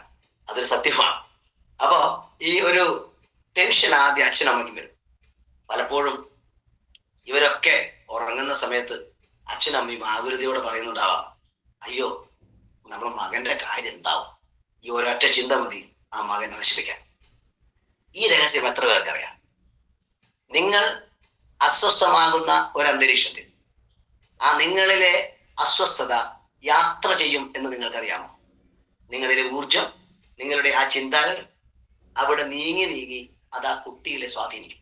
അതുകൊണ്ട് പ്രിയപ്പെട്ടവരെ, ഇന്ന് എടുക്കേണ്ട തീരുമാനമാണ്. എൻ്റെ മകൻ ഒരു പരീക്ഷ എഴുതുണ്ടാവാം, മകൾ പരീക്ഷ എഴുതുണ്ടാവാം, ഞാൻ അവനെ എങ്ങനെ പിന്തുണക്കാം? ആദ്യം രക്ഷിതാക്കളോടാണ് പറയാനുള്ളത്, പിന്നെ ഞാൻ മക്കളോട് പറയാം. നിങ്ങളിലെ വികാരങ്ങളെ ഒന്ന് നിയന്ത്രിക്കണം. നിങ്ങളുടെ റെപ്റ്റീലിയൻ ബ്രെയിൻ, ചിലർ പറയുന്നേക്കാം ഒരല്പസമയം കുട്ടി ഉറങ്ങിപ്പോയി, ഇവർ വളരെ അക്രമാസക്തരാവും. നീ ഓർക്കണ്ടേ, നീ 10ാം ക്ലാസ്സിലല്ലേ, നിന്റെ പരീക്ഷയല്ലേ വരുന്നത് തുടങ്ങിയ കാഠിന്യമേറിയ, അവർക്ക് ഒട്ടും ഇഷ്ടമല്ലാത്ത ചോദ്യം ചോദിക്കുമ്പോൾ പ്രിയപ്പെട്ട രക്ഷിതാക്കളെ, നിങ്ങൾ അറിയുന്നില്ല, അവരുടെ തലച്ചോറിലെ ഹിപ്പോ ക്യാമ്പസ് പ്രവർത്തനം നിർത്തും. ഓർമ്മയുണ്ടാക്കുന്ന ആ ഒരു ഭാഗം പരിപാടി നിർത്തും. പകരം അവന്റെ ഉള്ളിലെ ഓർമ്മയെ നശിപ്പിക്കുന്ന അമിഗ്ഡാല എന്ന ഒരു ചെറിയ ചങ്ങായി പ്രവർത്തനം തുടങ്ങും. വൈകാരിക വിക്ഷോഭം ഉണ്ടാവും. നേരെ മറിച്ച് അല്പം വൈകി എഴുന്നേറ്റ മകനോട്, ഇതൊരു ശീലമാക്കാനല്ല മക്കളോട് ഞാൻ പറയുന്നത്, ഇങ്ങനെ പറയാം, മകനെ അല്ല മോളെ, കുഴപ്പമൊന്നുമില്ല, അത് നമുക്ക് ആ സമയം ഒന്ന് പഠിക്കാനുള്ള സമയം നിന്ന് പ്ലാൻ ചെയ്തിട്ട് ഇന്ന് നീ അല്പസമയം നിങ്ങൾക്ക് ഉറക്കമൊക്കെ വന്നിട്ടുണ്ടെങ്കിൽ കുഴപ്പമില്ല, നമുക്കൊന്ന് ഒത്തുപിടിക്കാം. അതായത് വേണ്ടത് അവരെ ചേർത്ത് പിടിക്കലാണ്. കാരണം അവരെ ദുർബലരാക്കലല്ല. ഒട്ടനവധി രക്ഷിതാക്കൾ കൗൺസിലിംഗുമായി എൻ്റെ അടുത്ത് വരാറുണ്ട് കുട്ടികളെ കൊണ്ട്. ഇപ്പോൾ ഞാനത് സ്വീകരിക്കാറില്ല. കാരണം ഒന്ന് സമയത്തിന്റെ പരിമിതി, എനിക്കൊരു നിരാശ കൊണ്ടാണ്. എന്തിനാണ് നിങ്ങൾ ഇങ്ങനെ പറയാവുന്നത്? ജീവിതം എന്നത് കുട്ടികൾ പഠിക്കട്ടെ. അവിടെ പ്രതിസന്ധികൾ ഏറ്റവും വലിയ പ്രതീക്ഷകളുടെ സ്റ്റെപ്പിംഗ് സ്റ്റോൺസ് ആണ്. അതുകൊണ്ട് തന്നെ ഒന്ന് വീടിലെ അന്തരീക്ഷം മാറ്റുക എന്നതാണ് രക്ഷിതാക്കൾ ചെയ്യേണ്ട ആദ്യത്തെ കാര്യം. ഒന്ന് ശാന്തമായ അന്തരീക്ഷം, 2 സന്തോഷമുള്ള അന്തരീക്ഷം. കാരണം നമ്മളുടെ ഒരു അച്ഛൻ്റെ അമ്മയുടെയും അസ്വസ്ഥമായ മുഖം ആ കുട്ടിയുടെ ഓർമ്മയെ നശിപ്പിക്കും എന്ന് എത്ര പേർക്കറിയാം? കാരണം മെമ്മറി അല്ലെങ്കിൽ ബ്രെയിൻ വർക്ക് ചെയ്യുന്നത് അതുപോലെയാണ്. എന്നെ ഏറെ പ്രചോദിപ്പിച്ച ഒരു പുസ്തകമാണ് ഈ മെമ്മറി അല്ലെങ്കിൽ ഓർമ്മയെ കുറിച്ച് ഡാനിയൽ ജി എയ്മാൻ എഴുതിയ മെമ്മറി റെസ്ക്യൂ എന്ന മനോഹരമായ പുസ്തകം. പറ്റുമെങ്കിൽ വായിക്കുക. മെമ്മറി റെസ്ക്യൂവിൽ പറയുന്നത് നമ്മൾ ഓർമ്മ എന്തുകൊണ്ടാണ് തിരിച്ചിടുന്നത്. നിങ്ങൾ മനസ്സിലാക്കേണ്ട ഒരു കാര്യമുണ്ട്, നിങ്ങൾക്ക് ഒരു വസ്തു പോലും മറക്കാൻ പറ്റില്ല. നിങ്ങൾക്ക് ഒരു വസ്തു പോലും മറക്കാൻ പറ്റില്ല എന്ന് ഞാൻ എഴുതി ഒപ്പിട്ടുതരാം. കാരണം നിങ്ങളുടെ തലച്ചോറ് അത്രയും ശക്തമാണ്. കാരണം ഈ ഓർമ്മയുണ്ടാക്കുന്ന അല്ലെങ്കിൽ നമ്മുടെ ജീവിതത്തിലെ തലച്ചോറാണ് എല്ലാ പ്രവർത്തനങ്ങളും ഉണ്ടാക്കുന്നത്. ആ തലച്ചോറിലെ ന്യൂറോൺസ് അല്ലെങ്കിൽ നാഡീ ഞരമ്പുകൾ എന്നൊക്കെ മലയാളത്തിൽ പറയുന്ന നാഡീ കോശങ്ങൾ, ഈ ന്യൂറോൺസ് എത്രയുണ്ടെന്ന് പോലും നമുക്കറിയില്ല. ഒരുപക്ഷെ ബയോളജി അധ്യാപിക പഠിപ്പിച്ചിട്ടുണ്ടാവും. എന്താണ് ഒരു 80 ബില്യൺ ന്യൂറോൺസ് ഉണ്ടെന്ന് പഠിപ്പിക്കാം. പക്ഷെ കുട്ടിക്ക് അറിയില്ലല്ലോ ബില്യൺ എത്രയെന്ന്. നമുക്ക് പോലും അറിയില്ല ബില്യൺ എത്രയാണ്. ഞാനൊരു ഏകദേശ കണക്ക് ഇങ്ങനെ പറയാം. ഭൂമിയെ ഒന്ന് മനസ്സിൽ വിചാരിക്കുക, അതും നമുക്ക് സാധ്യമല്ല. അത്ര വലുതാണ് ഭൂമി. ആ ഭൂമിയെ 2 പ്രാവശ്യം ചുറ്റത്തക്ക വിധത്തിൽ നമുക്ക് ഈ ന്യൂറോണുകളെ ചേർത്ത് പിടിക്കാം. എത്ര? ഭൂമിയുടെ 2 മടങ്ങ്. അപ്പോൾ അതിശക്തമായ ന്യൂറോൺസ് ഉള്ള ഈ തലച്ചോറിനെ നമ്മൾ എന്തിനാണ് അവിശ്വസിക്കുന്നത്? നമ്മൾക്ക് ആകെ അത് അറിയില്ലെന്ന് മാത്രമേ ഉള്ളൂ. നിങ്ങൾക്ക് ഒരിക്കലും മറക്കാൻ പറ്റില്ല. അപ്പോൾ നിങ്ങൾ ചോദിക്കുക, എന്താണ് ഇദ്ദേഹം പറയുന്നത്? എനിക്ക് മറവിയല്ലേ എന്റെ കൂടുതൽ? അല്ല, നിങ്ങൾ ആ മറവി എന്താണ്? മറവി ഓർമ്മ. നിങ്ങൾ ഓർക്കേണ്ടത് എന്തെങ്കിലും ഓർക്കാൻ ശ്രമിക്കുന്ന സമയത്ത് മറ്റെന്തോ ഓർത്തുപോയി എന്നുള്ളത് മാത്രമേ ഉള്ളൂ. ഓർമ്മകൾ മാത്രമേ ഉള്ളൂ, മറവികളില്ല. ഉദാഹരണം, രാവിലെ ഓഫീസിൽ പോകേണ്ട ഞാൻ പേഴ്സ് എടുക്കാൻ മറക്കുന്നു. അപ്പം ചോദ്യം ശരിയല്ലേ മാഷെ? മറന്നില്ലേ? ഇല്ല. ആ സമയത്ത് ആ പേഴ്സ് എടുക്കാൻ എന്ന ഓർമ്മയേക്കാൾ വളരെ ഇമ്പോർട്ടന്റ് ആയ മറ്റൊരു ഓർമ്മ എന്റെ ബ്രെയിൻ എടുക്കേണ്ടി വന്നു എന്ന് മാത്രമേ ഉള്ളൂ. ഇത് വളരെ രസകരമായ കാര്യമാണ്. ഓർമ്മകൾ മാത്രമേ ഉള്ളൂ, മറവികളില്ല. അങ്ങനെ ഒന്നുമില്ല. നിങ്ങളുടെ ബ്രെയിൻ എന്താ ചെയ്യുന്നത്? ഒറ്റ കാര്യം ചെയ്യുന്നു, റെക്കോർഡ് റെക്കോർഡ് റെക്കോർഡ് റെക്കോർഡ്. പക്ഷെ കുഴപ്പം, നിങ്ങളുടെ അലമാര വിചാരിക്കുക, നിങ്ങൾക്ക് 5 ഷർട്ടുകളുണ്ട്. പക്ഷെ എവിടെയാണ് ഈ ഷർട്ട് വെച്ചു എന്ന് ഒരു ഐഡിയ ഇല്ല. എന്താ നമ്മൾ ചെയ്യുക? ഓരോന്നും വലിച്ചു വാരി ഇടുന്നു, ഏതെങ്കിലും ഒരു ഷർട്ട് എടുക്കുന്നു. ഒരലമാര, മറ്റൊരു അലമാര, എല്ലാം പ്രോപ്പറായി ഓർഗനൈസ്ഡ് വെച്ചിട്ടുണ്ട്. അപ്പോൾ എനിക്കറിയാം, ഇപ്പോൾ ഞാൻ ഇടാൻ ഉദ്ദേശിക്കുന്ന ഈ ചുവപ്പ് ഷർട്ട് അല്ലെങ്കിൽ ഈ കളറിലെ ഷർട്ട് എനിക്ക് എളുപ്പം കണ്ടെത്താൻ പറ്റും. ഇതാണ് മക്കളെ ഞാൻ പറയുന്നത് മെമ്മറി എന്നാൽ. നമ്മുടെ തലച്ചോറിനെ ഇങ്ങനെ ഓർഗനൈസ്ഡ് ആയിട്ട് നമുക്കൊന്ന് തിരിച്ചു പിടിക്കാൻ സാധിച്ചാൽ നമ്മൾക്ക് എല്ലാം ഓർമ്മയുണ്ടാവും. ഇനി ഒരു കാര്യം പറയാം. ഇത് മാസം ഫെബ്രുവരിയാണ്, അവൻ പോകുന്നത്. മേ ബി ജനുവരി, നമുക്ക് ഒരു ദിവസം കൂടെ. ഞാൻ മാത്രം പറഞ്ഞ ഒരു റിസർച്ച് ആണ് ഞാൻ പറയുന്നത്. ഇപ്പോൾ നിങ്ങളുടെ പാഠഭാഗം എടുക്കാം. ഞാൻ ഒരു വിഷയം എടുക്കട്ടെ, 10ാം തരത്തിലെ ഫിസിക്സ്. ഈ ഫിസിക്സ് എന്ന പുസ്തകത്തിൽ ടീച്ചേഴ്സ് എല്ലാം ഡിസംബർ ജനുവരി പഠിപ്പിച്ചു കഴിഞ്ഞു. അതിനർത്ഥം ഇതിന് 70% കാര്യവും നിങ്ങളുടെ ബ്രെയിനിൽ ഉണ്ടാവും. ഒന്നും കൂടെ ഞാൻ പറയാം, 70% കാര്യവും ബ്രെയിൻ അവിടെ ഓർഗനൈസ്ഡ് ആണ്. പക്ഷേ നിങ്ങളുടെ കുഴപ്പം വരുന്നത്, അയ്യോ എന്റെ ഫിസിക്സിൽ എനിക്ക് 30% അറിയില്ല. അല്ലെങ്കിൽ കുറച്ചറിയാത്ത ചോദ്യങ്ങളിൽ നിങ്ങൾ ഫോക്കസ് ചെയ്യുമ്പോൾ വെറും മണ്ടനായ തലച്ചോറ് അത് വിശ്വസിക്കും. ഇവനൊരു വിഡ്ഢിയായ ഒരു വിഡ്ഢിയാണ് ഈ തലച്ചോറ് എന്ന് പറയുന്നത്. അവൻ എന്ത് പറഞ്ഞ് പറ്റിക്കാൻ പറ്റും? നമ്മൾ ഇനി ചെയ്യാൻ പോകുന്നത് A+ കിട്ടാൻ ഇവനെ ഒന്ന് പറ്റിക്കാം. എങ്ങനെ പറ്റിക്കാം? ചീറ്റ് ചെയ്യാം. അതിന് ബ്രെയിൻ ഹാക്കിംഗ് എന്നാണ് പറയുന്നത്. Hack your brain. അതിന് വേണ്ടുന്ന ഒരു കാര്യം, നന്നായി ഉറങ്ങണം. ഞാൻ പറയുന്ന പ്രധാനപ്പെട്ട കാര്യങ്ങളാണ്. ഉറക്കം നമ്മുടെ മെമ്മറിയെ വളരെയധികം സഹായിക്കും.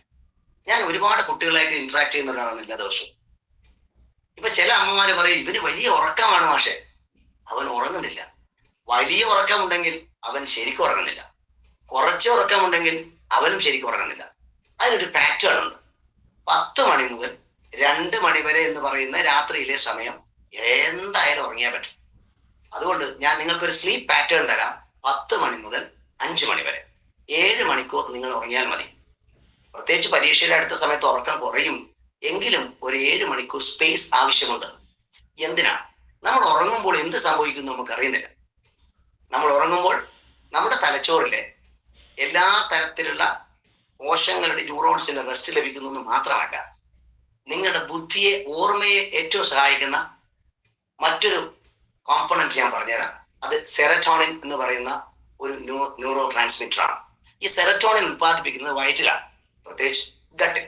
വൻകുടലിന്റെ ഭാഗമാണ് ഗട്ട്. അവിടെയുള്ള ഗട്ട് ബാക്ടീരിയകൾ അല്ലെങ്കിൽ ഗട്ട് ബയോംസ് എന്ന് പറയുന്ന ലക്ഷക്കണക്കിന് ബാക്ടീരിയകൾ ഉറക്കം അവർക്ക് ഉറങ്ങിയേ പറ്റൂ. കാരണം അവരാണ് നമ്മുടെ എല്ലാ തരത്തിലുള്ള ഊർജത്തിന്റെയും ഉത്പാദകർ. അതിന് വിടുന്ന കമാൻഡോസ് ആണ് അവര്. അവർക്ക് ഉറങ്ങാൻ നമ്മൾ സമ്മതിച്ചേ പറ്റും. അവർ ഉറങ്ങിക്കഴിഞ്ഞാൽ ആ ഉറക്കത്തിൽ നിങ്ങൾക്ക് അവർ സ്ട്രോങ് ആണെങ്കിൽ അവർ ഉത്പാദിപ്പിക്കുന്ന ഒരു ന്യൂറോ ട്രാൻസ്മിറ്റർ ആണ് ഞാൻ ഈ പറഞ്ഞ സെറട്ടോണിൻ. ഈ സെറട്ടോണിൻ നമ്മുടെ ശരീരത്തിൽ കൂടുതലുണ്ടെങ്കിൽ നമ്മുടെ മെമ്മറി അത് സഹായിക്കും. അതിനെ സന്തോഷത്തിന്റെ ഹോർമോൺ എന്നൊക്കെ ചിലർ പറയാറുണ്ട്.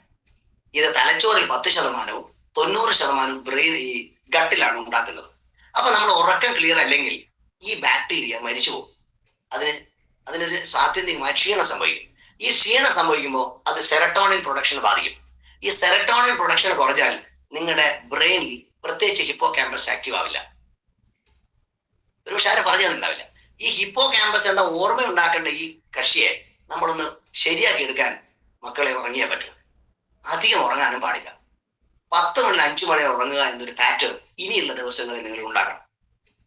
അതിന് രക്ഷിതാക്കളെ സഹായിക്കാം. അവരൊന്ന് ഉറക്കാനും അവർ 5 മണിക്ക്. പല രക്ഷിതാക്കളും രാത്രി 11:30-ക്കും 12 മണിക്കും കുട്ടികളെ വായിപ്പിക്കുന്നത്. ഒന്നും ഓർമ്മയുണ്ടാവില്ല. രണ്ട് കാര്യം ഞാൻ പറയാം. പരീക്ഷയുടെ തലേന്നാൾ പഠിക്കുന്ന 90% പുതിയ കാര്യങ്ങളും ഹിപ്പോ ക്യാമ്പസിന് എടുക്കാൻ പറ്റില്ല. അതുകൊണ്ടാണ് പറയാം, ഞാൻ തലേന്നാൾ എന്തൊരു പഠിത്തമായിരുന്നു സാർ, ഒന്നും കിട്ടില്ല. നേരെ മറിച്ച് ഇനിയാണ് നമ്മൾ ഈ ടെക്നിക്ക് ഒക്കെ ഉപയോഗിക്കാൻ പോകുന്നത്. അതിനെ പറയുന്നത് സ്പേസിംഗ് ടെക്നിക് എന്നാണ്. അങ്ങനെ വേണമെങ്കിൽ ഒരു പേരിടാം. അങ്ങനെ ഒരു പേരില്ലെങ്കിൽ കുഴപ്പമൊന്നുമില്ല. നിങ്ങൾക്ക് ഒരു കാര്യം, അങ്ങനെ നോക്കിയാൽ 10 വിഷയമാണ് ഉള്ളത് പഠിക്കാനെന്നിരിക്കട്ടെ. ഇപ്പൊ SLC ഒക്കെയാണ് 9 വിഷയങ്ങൾ, ഒരു IT അങ്ങോട്ടെ. ഈ 9 എണ്ണത്തിലും A+ കിട്ടലാണല്ലോ നമ്മുടെ ലക്ഷ്യം. അപ്പോൾ ഒരു കാര്യം, അതിലും ഒരു കണക്കുണ്ട്. നിങ്ങൾക്കൊരു 4 മുതൽ 5 വിഷയം വരെ A+ സ്വാഭാവികമായി ലഭിക്കും. കാരണം അതിന് വലിയ പണിയൊന്നും വേണ്ട. അങ്ങനെയാണ് തലച്ചോറ് ചെയ്യുന്നത്. പക്ഷെ ഒരു 5 എണ്ണം, അതാണ് സാർ എന്റെ ഫുൾ A+ സ്വപ്നത്തെ തകർത്തത്. ഞാൻ ചോദിക്കും, ആ പ്രതികളെ നമ്മൾ ആദ്യം കണ്ടെത്തണം. ഒരു വൈറ്റ് പേപ്പർ എടുത്തിട്ട് അതിൽ എഴുതുക. എന്തെഴുതണം? നിങ്ങൾക്ക് ഏറ്റവും ബുദ്ധിമുട്ടേറിയ വിഷയം ഏറ്റവും മുകളിൽ എഴുതുക. അതിനുശേഷം രണ്ടാമത്തെ വിഷയമുള്ള എഴുതുക. 3, 4 ഇങ്ങനെ എഴുതി വെക്കുക. ഞാൻ 9 എണ്ണത്തിൽ 5 A+ ഓൾറെഡി കിട്ടുന്ന 4 എണ്ണം കിട്ടാത്ത ഒരു മാതൃക SLC-കാരനെയാണ് എടുക്കുന്നത്. അവൻ അത് എഴുതി വെക്കുന്നു. ഇത് +2-കാർക്ക് വേറെ തരത്തിൽ കാണാം, ഡിഗ്രിക്കാർക്ക് വേറെ കാണാം. ഞാൻ 8ാം ക്ലാസ് നിങ്ങൾ ഇഷ്ടപ്പെട്ട കാര്യം ഒരു വിഷയം. ഇനി രസകരമായ കാര്യം, ഇപ്പോൾ നിങ്ങൾ എവിടെ നിൽക്കുന്നു, വേർ യു സ്റ്റാൻഡ് നൗ എന്നത് ആദ്യം അറിയണം. എനിക്ക് 10 അധ്യായങ്ങൾ പഠിക്കാനുണ്ടെന്നിരിക്കട്ടെ ഫിസിക്സ്.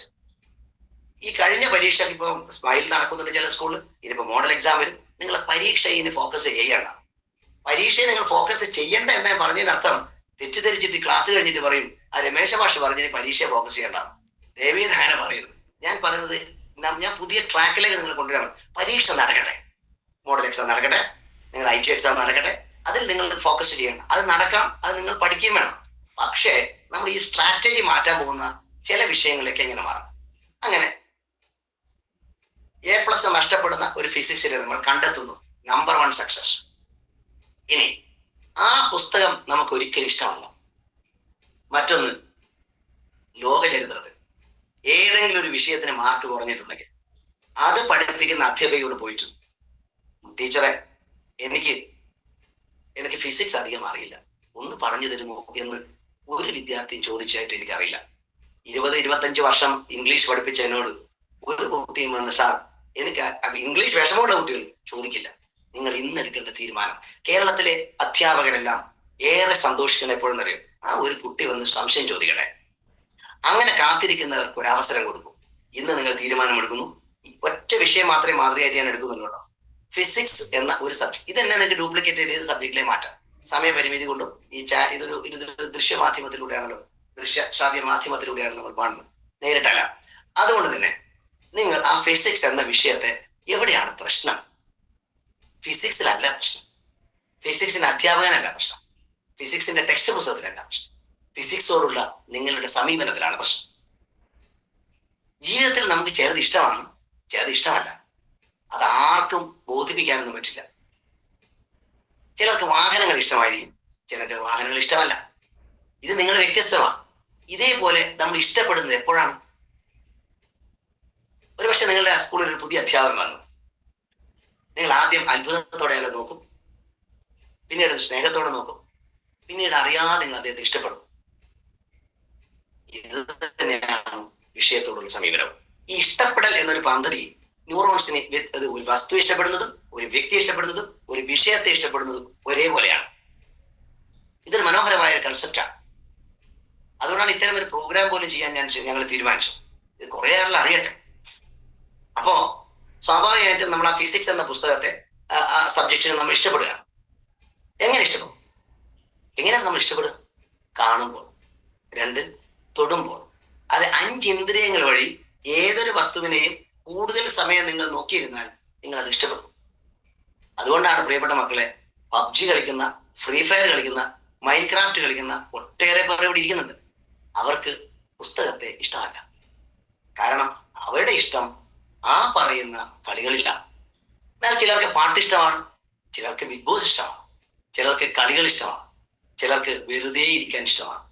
ഇതൊക്കെ നിയന്ത്രിക്കുന്ന, ആ ഇഷ്ടം ഉണ്ടാക്കുന്ന ഒരു പ്രത്യേക രാസവസ്തു, ന്യൂറോ കെമിക്കൽ നിങ്ങളുടെ ബ്രെയിനിലുണ്ട് മക്കളെ. അതാണ് ഡോപ്പമൈൻ. പഠനവും ഡോപ്പമൈനും തമ്മിൽ വലിയ ബന്ധമുണ്ട്. എന്നെ പഠിപ്പിച്ച കരുണാകരൻ മാസ്റ്റർ 7ാം ക്ലാസ്സിൽ എന്നെ പഠിപ്പിച്ച അദ്ദേഹത്തിന് മലയാളം എനിക്ക് ഏറെ ഇഷ്ടമായി.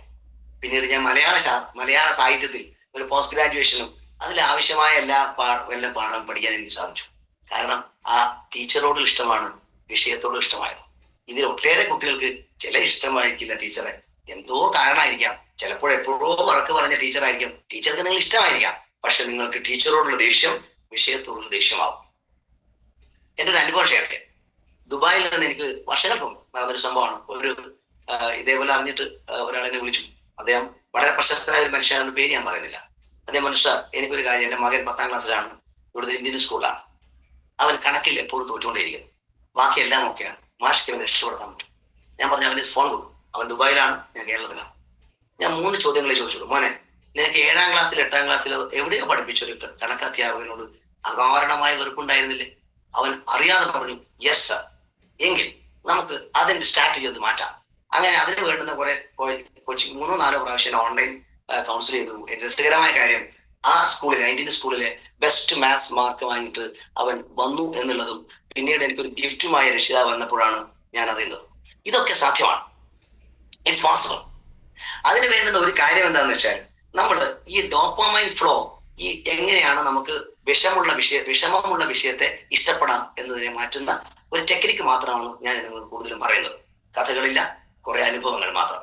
അപ്പോ എന്താ സംഭവം? ഈ ഫിസിക്സ് എന്ന പുസ്തകം ഈ വിഷയത്തെ നമുക്ക് ഇനി എങ്ങനെ ഇഷ്ടപ്പെടാം?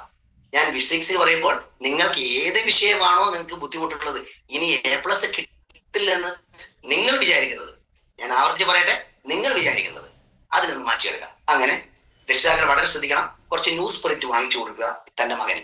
ന്യൂസ് പ്രിന്റ് പേപ്പർ അറിയാലോ, അധികം പൈസ ഒന്നും ചെലവില്ല. അതുകൊണ്ടാണ് ഞാൻ പറഞ്ഞത്, ഇനി A4 തന്നെ വേണമെങ്കിൽ യു ക്യാൻ ടേക്ക് A4. ഈ കുട്ടി എന്താ ചെയ്യേണ്ടതെന്നറിയോ? ഈ ഇപ്പോൾ നല്ലൊരു പഠന സമ്മർദ്ദത്തിലായിരിക്കും അവൻ. അതുകൊണ്ടൊരു ഗുണമുണ്ട്, നമ്മളൊരു വളരെ സീരിയസ് ആയ കാര്യം ചെയ്യുമ്പോൾ നമ്മുടെ എല്ലാ അവയവങ്ങളും അലർട്ടാവും, പ്രത്യേകിച്ച് നമ്മുടെ തലച്ചോറ്. ആ സമയത്തുള്ള പഠനത്തിന്റെ വേഗത വളരെ കൂടും. നിങ്ങൾ ഒരു കാട്ടിലൂടെ പോകുന്നതായി വിചാരിക്കുക. മണി 4 മണി കഴിഞ്ഞു. നിങ്ങൾക്കറിയാം ഒരു 6 മണിക്ക് ഇരുട്ടാവും. അതിനു മുമ്പ് കാടിന്ന് പുറത്ത് കടക്കണം. നിങ്ങൾക്ക് വഴിയറിയാം. നിങ്ങളുടെ യാത്ര പിന്നെ എങ്ങനെയായിരിക്കും? മെല്ലെ ആയിരിക്കില്ല, അതിവേഗത്തിൽ നിങ്ങളുടെ എല്ലാ അവയവങ്ങളും അതിശക്തമായി പ്രവർത്തിക്കും. അപ്പോൾ ഏറ്റവും പ്രവർത്തിക്കുന്നത് നിങ്ങളുടെ തലച്ചോറിലെ ഞാൻ ഇഷ്ടപ്പെടുന്ന, നിങ്ങൾ ഇഷ്ടപ്പെടേണ്ട ഹൈപ്പോതലാമസ് എന്ന ഭാഗമാണ്. അത് മെസ്സേജ് കൊടുക്കും, രമേശ എഴുന്നേക്കൂ, വളരെ വേഗം നടക്കൂ. അത് കോർട്ടിസോളിനെ കൂട്ടുന്നു, അത് നമ്മുടെ ഹാർട്ട് ബീറ്റിനെ കൂട്ടുന്നു. ചുരുക്കത്തിൽ സിമ്പത്തറ്റിക് നെർവസ് സിസ്റ്റത്തിനെ ആക്റ്റീവ് ആക്കുന്നു. ഇവിടെ നമ്മൾ ആ ടെക്നിക്കാണ് ഉപയോഗിക്കാൻ പോകുന്നത്. ശാന്തം, അവിടെ ധൃതി ആവശ്യമില്ല. നിങ്ങൾ ഈ ന്യൂസ് പ്രിന്റ് വലതു ഭാഗത്ത് വയ്ക്കുന്നു. ഏത് പരീക്ഷ നിങ്ങൾ എഴുതാൻ പോലെ ഏത് മഷി കൊണ്ടാണ് എഴുതുന്നത് വളരെ ശ്രദ്ധിക്കേണ്ട കാര്യമാണ്. നിങ്ങൾ നീലമഷിയെ കൊണ്ടാണ് എഴുതുന്നെങ്കിൽ നീലമഷിയുടെ പെന്ന് മാത്രമേ ഇനി എഴുതാവൂ. ഇനി കറുത്ത മഷിയുടെ പെന്നാണെങ്കിൽ കറുത്ത മഷി. ചില കുട്ടികൾ കറുത്ത മഷി ഇഷ്ടപ്പെട്ട് പരീക്ഷാ ഹാളിൽ നീലമഷി കൊണ്ട് എഴുതേണ്ടി വന്ന് A+ നഷ്ടപ്പെട്ട കഥ എനിക്കറിയാം. കാരണം നിങ്ങളുടെ തലച്ചോറ് അങ്ങനെ ഒരു മണ്ടനാണ്. അവന് ചിലപ്പോൾ ചില പ്രണയങ്ങൾ നിങ്ങളെ അപകടത്തിലാക്കും. അതാണ് കറുത്ത മഷിയോടുള്ള പ്രണയം നീലമഷിയിൽ പ്രശ്നമുണ്ടാകും. അതുകൊണ്ട് സെലക്ട് ചെയ്യുന്നു. അതിനുശേഷം നിങ്ങൾ എന്താ ചെയ്യുന്നത്? ഈ പറയുന്ന വിഷയം നിങ്ങൾക്ക് വിഷമമാണെന്നാണ് നിങ്ങളുടെ ബ്രെയിൻ പറയുന്നത്. ഒരിക്കലും തൻ്റെ ഇഷ്ടത്തിൽ നിന്ന് മാറാൻ ഇഷ്ടപ്പെടാത്ത ഒരു അവയവമാണ് തലച്ചോറ്. ഞാൻ ആവർത്തിക്കട്ടെ, നിങ്ങൾക്ക് എന്തെങ്കിലും ഒന്ന് ഇഷ്ടമുണ്ടെങ്കിൽ ആ ഇഷ്ടത്തിൽ നിന്ന് മാറാൻ ഒരിക്കലും ഈ കക്ഷി സമ്മതിക്കില്ല. അതിന് ഇംഗ്ലീഷുകാരൻ മനോഹരമായ ഒരു പേര് പറഞ്ഞു, കംഫർട്ട് സോൺ, സുരക്ഷിതമായ ഇരിപ്പിടം. അതായത് നിങ്ങൾക്ക് രാവിലെ മുതലേ ഒരു സ്ഥലത്ത് ഇരിക്കുകയാണെങ്കിൽ അവിടുന്ന് മാറാൻ ഇഷ്ടമല്ല. നിങ്ങൾക്ക് വലത് കൈ കൊണ്ട് പല്ല് തേക്കുന്നത് ഒരു ദിവസം ഇടത് കൈ കൊണ്ട് തേക്കാൻ ഇഷ്ടമല്ല.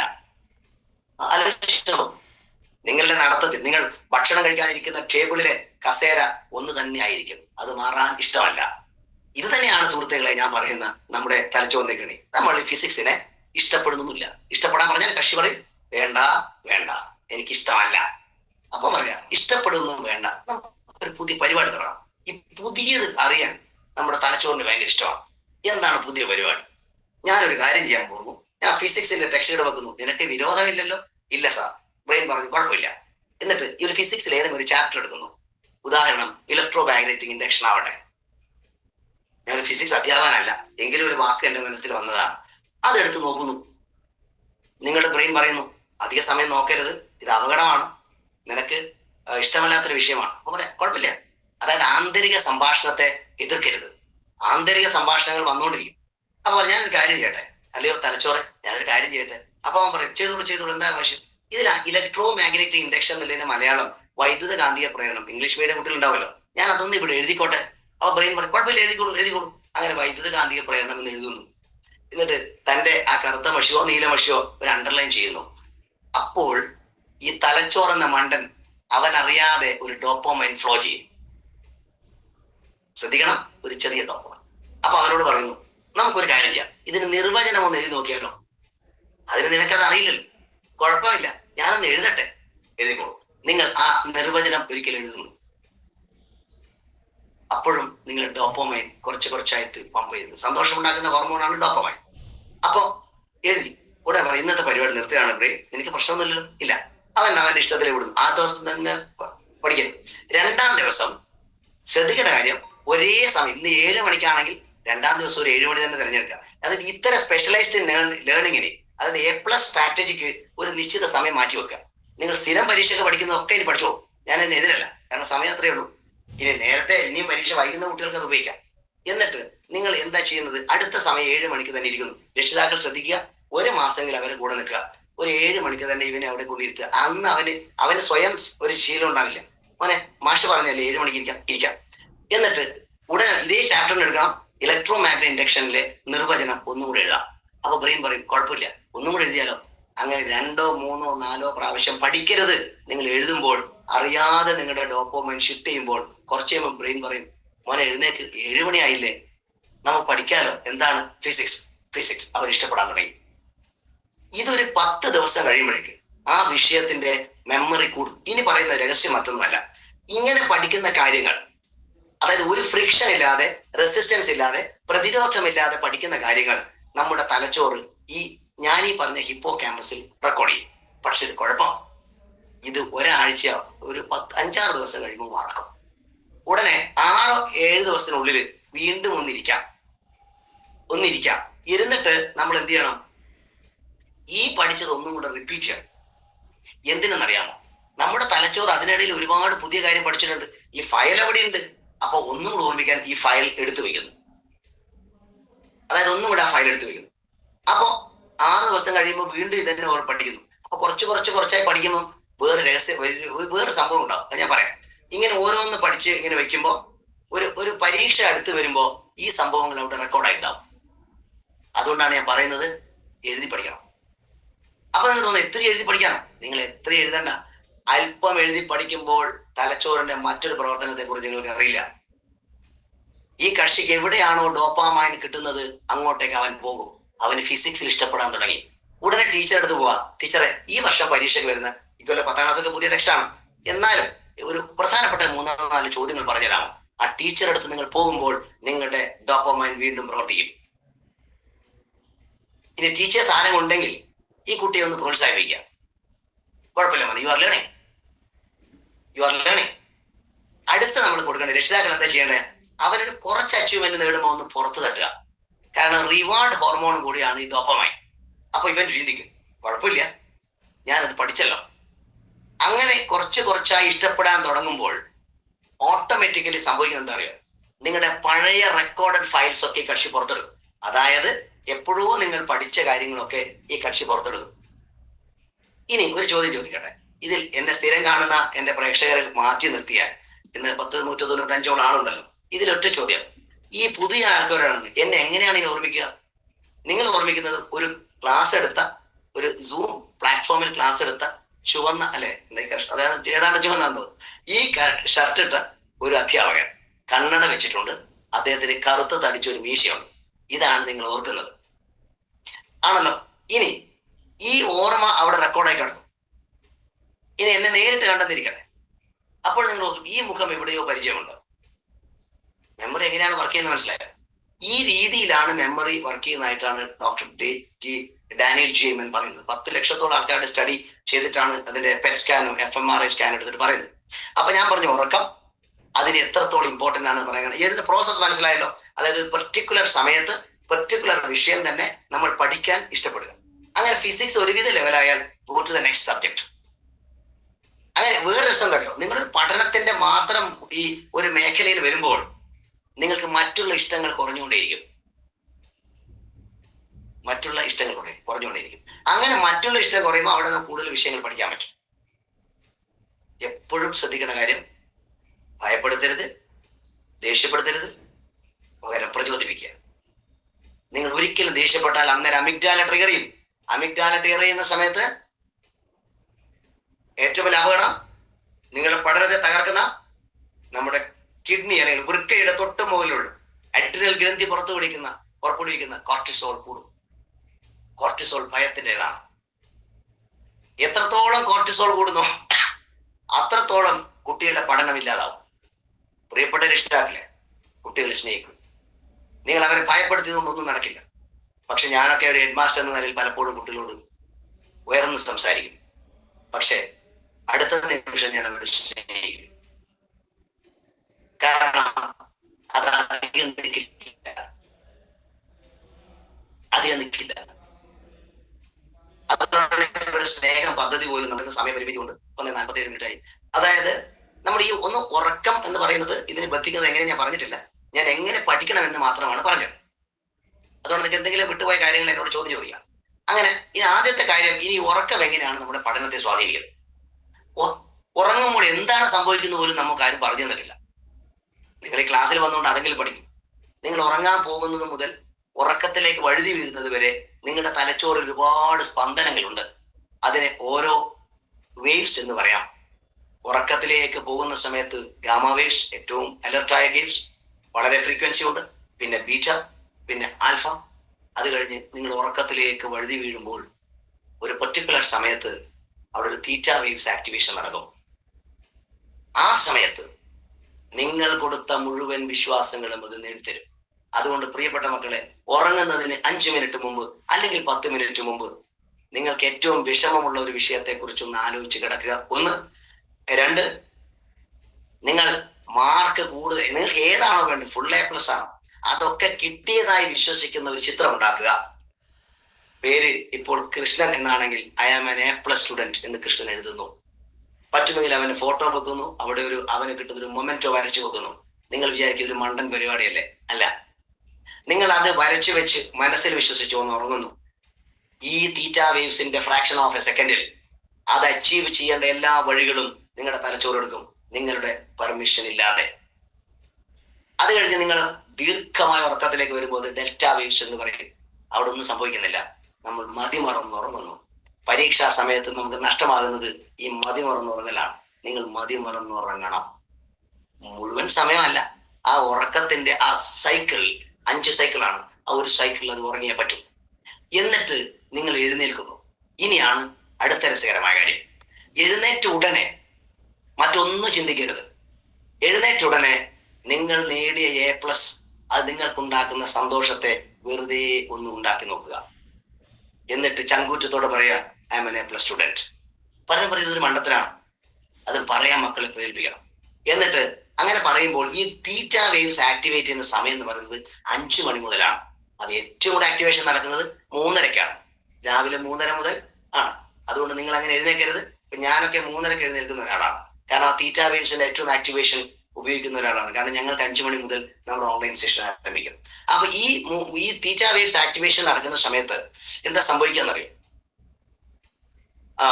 അന്ന് തലേന്നാളൊക്കെ എപ്പോഴും പഠിച്ച ആ വിഷയവുമായി ബന്ധപ്പെട്ട മുഴുവൻ മെമ്മറികളും ഈ ഫയൽസ് എടുത്തുകൊണ്ടിരിക്കും.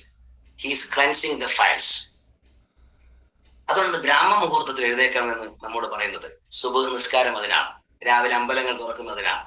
അതുകൊണ്ട് രാവിലെ നിങ്ങളുടെ സ്പാൻ ഓഫ് ടൈം ഒരു 5-ന് തുടങ്ങി 6 മണി വരെ ദയവ് ചെയ്ത് രക്ഷിതാക്കൾ ആ സമയത്ത് കുട്ടിക്ക് മൊബൈൽ കൊടുക്കരുത്, അവരെ TV കാണിക്കരുത്. ഇനി എനിക്ക് നിങ്ങളുടെ അഭ്യർത്ഥന, വരുന്ന പരീക്ഷ വരെ പത്രം വായിക്കരുത്. നിങ്ങൾ ചോദിക്കും, ലോകം അറിയണ്ടേ?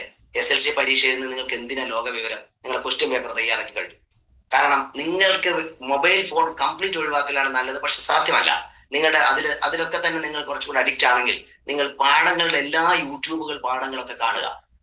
നിങ്ങൾ അതിനെ യൂസ് ചെയ്യുക. അല്ലാണ്ട് അതിനെ ഒബ്ജക്ട് ചെയ്യാൻ പറ്റുമെന്ന് എനിക്കറിയില്ല. അതിന് പേഴ്സണലൈസ്ഡ് കൗൺസിലിംഗ് ഒക്കെ ആവശ്യം വരും. അങ്ങനെ നിങ്ങൾ ആ സമയത്ത് ആ രാവിലത്തെ 6 മണി വരെ നിങ്ങൾ പഠിക്കാനുള്ള ഒരു പ്രചോദനം ഉണ്ടാക്കുന്ന സമയമാണെന്ന് ഓർക്കുക. അതുകൊണ്ട് ആ സമയത്തായിരിക്കണം നമുക്ക് ഏറ്റവും വിഷമമുള്ള വിഷയം പഠിക്കുന്നത്. ഉറങ്ങുന്നതിന് മുമ്പും ഉറങ്ങുക. അപ്പൊ ഒരു കുഴപ്പമുണ്ട്, ആദ്യഘട്ടത്തിൽ ഉറങ്ങുന്നതിന് മുമ്പ് ഏത് വിഷയം പഠിക്കാൻ ശ്രമിച്ചാലും വിഷമമുള്ള വിഷയമാണെങ്കിൽ എളുപ്പം ഉറങ്ങും. അതുകൊണ്ട് രക്ഷിതാക്കളെ ഇവരുടെ കൂടെ നിന്ന് ഈ ഉറക്കം ഒന്ന് ശ്രദ്ധിക്കണം. പക്ഷെ 1-2 ദിവസം കഴിയുമ്പോൾ ആ ഉറക്കം ഇല്ലാതാവും. ക്ഷമ വേണം. We need patience. ഇനി നമ്മൾ ചെയ്യാൻ പോകുന്നത് ഈ പറയുന്ന ഈ എങ്ങനെയാണ് ഈ മെമ്മറി വർക്ക് ചെയ്ത് ഞാൻ മനസ്സിലാക്കുന്നത്. നിങ്ങൾ കൊടുക്കുന്ന സന്ദേശങ്ങൾ ഇപ്പോൾ ക്യാമ്പസ് റെക്കോർഡ് ചെയ്യുമ്പോഴാണ് മെമ്മറി ഉണ്ടാകുന്നത്. ആ മെമ്മറിയെ നമ്മൾ റിട്രീവ് ചെയ്തെടുക്കുകയാണ് പരീക്ഷകൾ ചെയ്യുന്നത്. ഓർമ്മയുണ്ട്, പക്ഷെ അത് വരുന്നില്ല. അതിന് കാരണം പരീക്ഷയ്ക്ക് തൊട്ട് മുമ്പിൽ ഒക്കെ ഈ ഓർമ്മ നമുക്കൊന്ന് കൊണ്ടുവരണം. അതുകൊണ്ട് ഇനി ചില കാര്യങ്ങൾ ഇപ്പൊ പറഞ്ഞ ശേഷം ഒന്ന് മറ്റൊരു വിഷയത്തിലേക്ക് പോകാം. നിങ്ങൾ ഇനിയുള്ള ദിവസങ്ങളിൽ ചെയ്യേണ്ടത്, നിങ്ങളുടെ വിഷയങ്ങൾ ഇപ്പൊ പരീക്ഷ ഒക്കെ വരുമ്പോൾ തലേനാളെ പ്രഖ്യാപിച്ചിട്ടുണ്ടാവും. ഇപ്പോഴേ ഡേറ്റുകൾ വന്നു, ഗ്യാപ്പുകൾ ഉണ്ടാവും. ഞങ്ങളൊക്കെ പഠിക്കുമ്പോൾ രാവിലെ ഉച്ചക്കൊക്കെ പരീക്ഷ ഉണ്ടായിരുന്നു. ഇപ്പൊ അതില്ല, ആ ഗ്യാപ്പ് കൊടുക്കുന്നുണ്ട്. ആ ഗ്യാപ്പുള്ള സമയമൊക്കെ ശരിക്കും ഉപയോഗിക്കണം. എങ്ങനെ വെച്ചാൽ തീർച്ചയായിട്ടും നിങ്ങൾ ആ പഠിച്ച കാര്യങ്ങളെ പോയിന്റ്സ് വൈസ് എഴുതിയിട്ടുണ്ടാവും. ഞാൻ നേരത്തെ പറഞ്ഞ കുറിപ്പുകൾ, ഈ കുറിപ്പുകളുടെ ഓർമ്മകളാക്കി മാറ്റുക. അതായത് എപ്പോഴും നമ്മളോട് അറ്റാച്ച് ചെയ്തുകൊണ്ടിരിക്കുക. ഒരമ്മ ചെറിയ കുട്ടി ജനിച്ചു കഴിഞ്ഞാൽ ആ കുട്ടിയെ വിട്ടുപോകാത്തതുപോലെ നിങ്ങൾ ഈ വിഷയത്തെ പ്രണയിക്കുക, ഇഷ്ടപ്പെടുക. അപ്പൊ അതിനുള്ളൊരു പ്രോസസ്സാണ് ഞാൻ ഇത്രയും സമയം പറഞ്ഞത്. നിങ്ങളുടെ സ്പാൻ ഓഫ് അറ്റൻഷൻ ആണ് ഞാൻ പറയാൻ പോകുന്നത്. പല കുട്ടികളും ചെയ്യുന്നൊരു മണ്ടതരം, രക്ഷിതാക്കൾക്ക് അറിയുമെന്നറിയില്ല, പുസ്തകം വായിക്കാൻ കൊടുക്കും. എത്ര സമയം വായിക്കാൻ പറ്റും? 25 മിനിറ്റ്. 25 മിനിറ്റ് ആകുമ്പോൾ നിങ്ങളുടെ അറ്റൻഷൻ പോയിട്ടുണ്ടാവും. ഇപ്പോൾ തന്നെ നിങ്ങൾ മടുത്തിട്ടുണ്ടാവും. പ്രത്യേകിച്ച് ഒരു മൊബൈൽ ഫോണിലൊക്കെ ആയിരിക്കും ഇത് കാണുന്നുണ്ടാവാം. മക്കളെ കുറച്ചുകൂടി ഇരിക്കും, ഞാൻ ഇപ്പോൾ അവസാനിപ്പിക്കാം. അപ്പോ സ്വാഭാവികമായിട്ടും ഈ പറയുന്ന തരത്തില് നമ്മൾക്കറിയാലോ, ഈ എന്താ പറയുന്നത്, ഈ നമ്മുടെ സ്പേസിങ് എന്ന് പറയുന്ന ഒരു ടോപ്പിക്കിലേക്കാണ് ഞാൻ വരുന്നത്. ഈ ഉറക്കം എന്ന് പറയുന്നതിനൊക്കെ ലിങ്ക് ചെയ്യുന്ന ഒരു കാര്യമാണ് ഇപ്പൊ ഞാൻ പറഞ്ഞുകൊണ്ടിരിക്കുന്നത്. എവിടെയാണ് നമ്മൾ ആവശ്യം എന്ന് വെച്ചാൽ, അപ്പൊ നമ്മൾ പരീക്ഷയുടെ മുമ്പിൽ അല്ലെങ്കിൽ പരീക്ഷയുടെ തൊട്ടടുത്ത ദിവസം, തലേ ദിവസം, ഒരു ആഴ്ച മുമ്പേ ഒക്കെ നമ്മുടെ ബ്രെയിനിന് കൊടുക്കേണ്ട പ്രോസസ് ഡിഫറെന്റ് ആണ്. കാരണം അതിനനുസരിച്ചിട്ട് മാത്രമേ നിങ്ങളെ മെമ്മറിക്ക് അത് എടുക്കാൻ പറ്റൂ. കാരണം ചെറിയ സമയം കൊണ്ടാണല്ലോ ഇത്രയും കാര്യങ്ങൾ നമുക്ക് പഠിക്കേണ്ടത്. അപ്പൊ അങ്ങനെ ഗൗരവം അതിന് കൊടുക്കണ്ട. നിങ്ങൾ സ്പേസിങ്ങിന് മാക്സിമം ടൈം 25 മിനിറ്റ്സ് ആണ്. അത് ഞാൻ കണ്ടുപിടിച്ചതല്ല, അത് ഏറ്റവും എനിക്ക് ഇഷ്ടപ്പെട്ട ഇറ്റാലിയൻ ശാസ്ത്രജ്ഞനായ ഫ്രാൻസിസ് ഡി സിറിലോ എന്ന് പറയുന്ന ഒരു മനുഷ്യൻ കണ്ടുപിടിച്ച പൊമോഡോറോ ടെക്നിക്കാണ്. പൊമോഡോറോ എന്ന് പറയുന്ന വാക്കൊക്കെ ജപ്പാനീസ് ആണ്. അതിനൊക്കെ കാര്യത്തിലൊന്നും ഞാൻ പോകുന്നില്ല. നിങ്ങൾ ഒരു 25 മിനിറ്റ് നേരം പഠിക്കുക, ടേക്ക് ബ്രേക്ക് ഫോർ 5 മിനിറ്റ്സ്. വീണ്ടും ഒരു 25 മിനിറ്റ് പഠിക്കുക, അതിനുശേഷം ഒരു 5 മിനിറ്റ് ബ്രേക്ക് എടുക്കുക. ശ്രദ്ധിക്കേണ്ട കാര്യം, 25 മിനിറ്റ് പഠിച്ചിട്ട് 5 മിനിറ്റ് ബ്രേക്ക് ആണ് നിങ്ങൾ അപകടം. ഈ സമയത്ത് നിങ്ങൾ എഴുന്നേറ്റിട്ട് അടുക്കളയിൽ അമ്മയുടെ അടുത്ത് വെള്ളം കുടിക്കാൻ പോയാൽ നിങ്ങൾ തിരിച്ചു വരില്ല. മറ്റൊന്ന് പുറത്തേക്കൊന്ന് നടക്കാൻ പോയാൽ തിരിച്ചു വരില്ല. ഈ സമയത്താണ് കുട്ടികൾക്ക് ഏറ്റവും കൂടുതൽ മൂത്രം ഒഴിക്കാൻ മുട്ടുന്നത്. ആ സമയത്ത് പിന്നെ നിങ്ങൾ തിരിച്ചു വരില്ല. അത് ഓർക്കേണ്ടത് കൊണ്ടാണ് രക്ഷിതാക്കൾ ശ്രദ്ധിക്കേണ്ടത്. ഈ സമയത്ത് ഈ കക്ഷിക്ക് വെള്ളം എല്ലാം എത്തിച്ചു കൊടുക്കണം. അതാണ് നിങ്ങൾ ചെയ്യേണ്ടത്. അല്ലാതെ കുട്ടികളെ വഴക്ക് പറയല്ലേ വേണ്ടത്. ആ 25 മിനിറ്റ് 5 മിനിറ്റ് ബ്രേക്ക് വരുമ്പോൾ അടുത്ത വിഷയത്തിലേക്ക് മാറാം. ഈ ഒരു സ്പെഷ്യൽ ഒരു കോച്ചിങ് എന്നതിലാണ് ഞാൻ ഇത് പറഞ്ഞത്.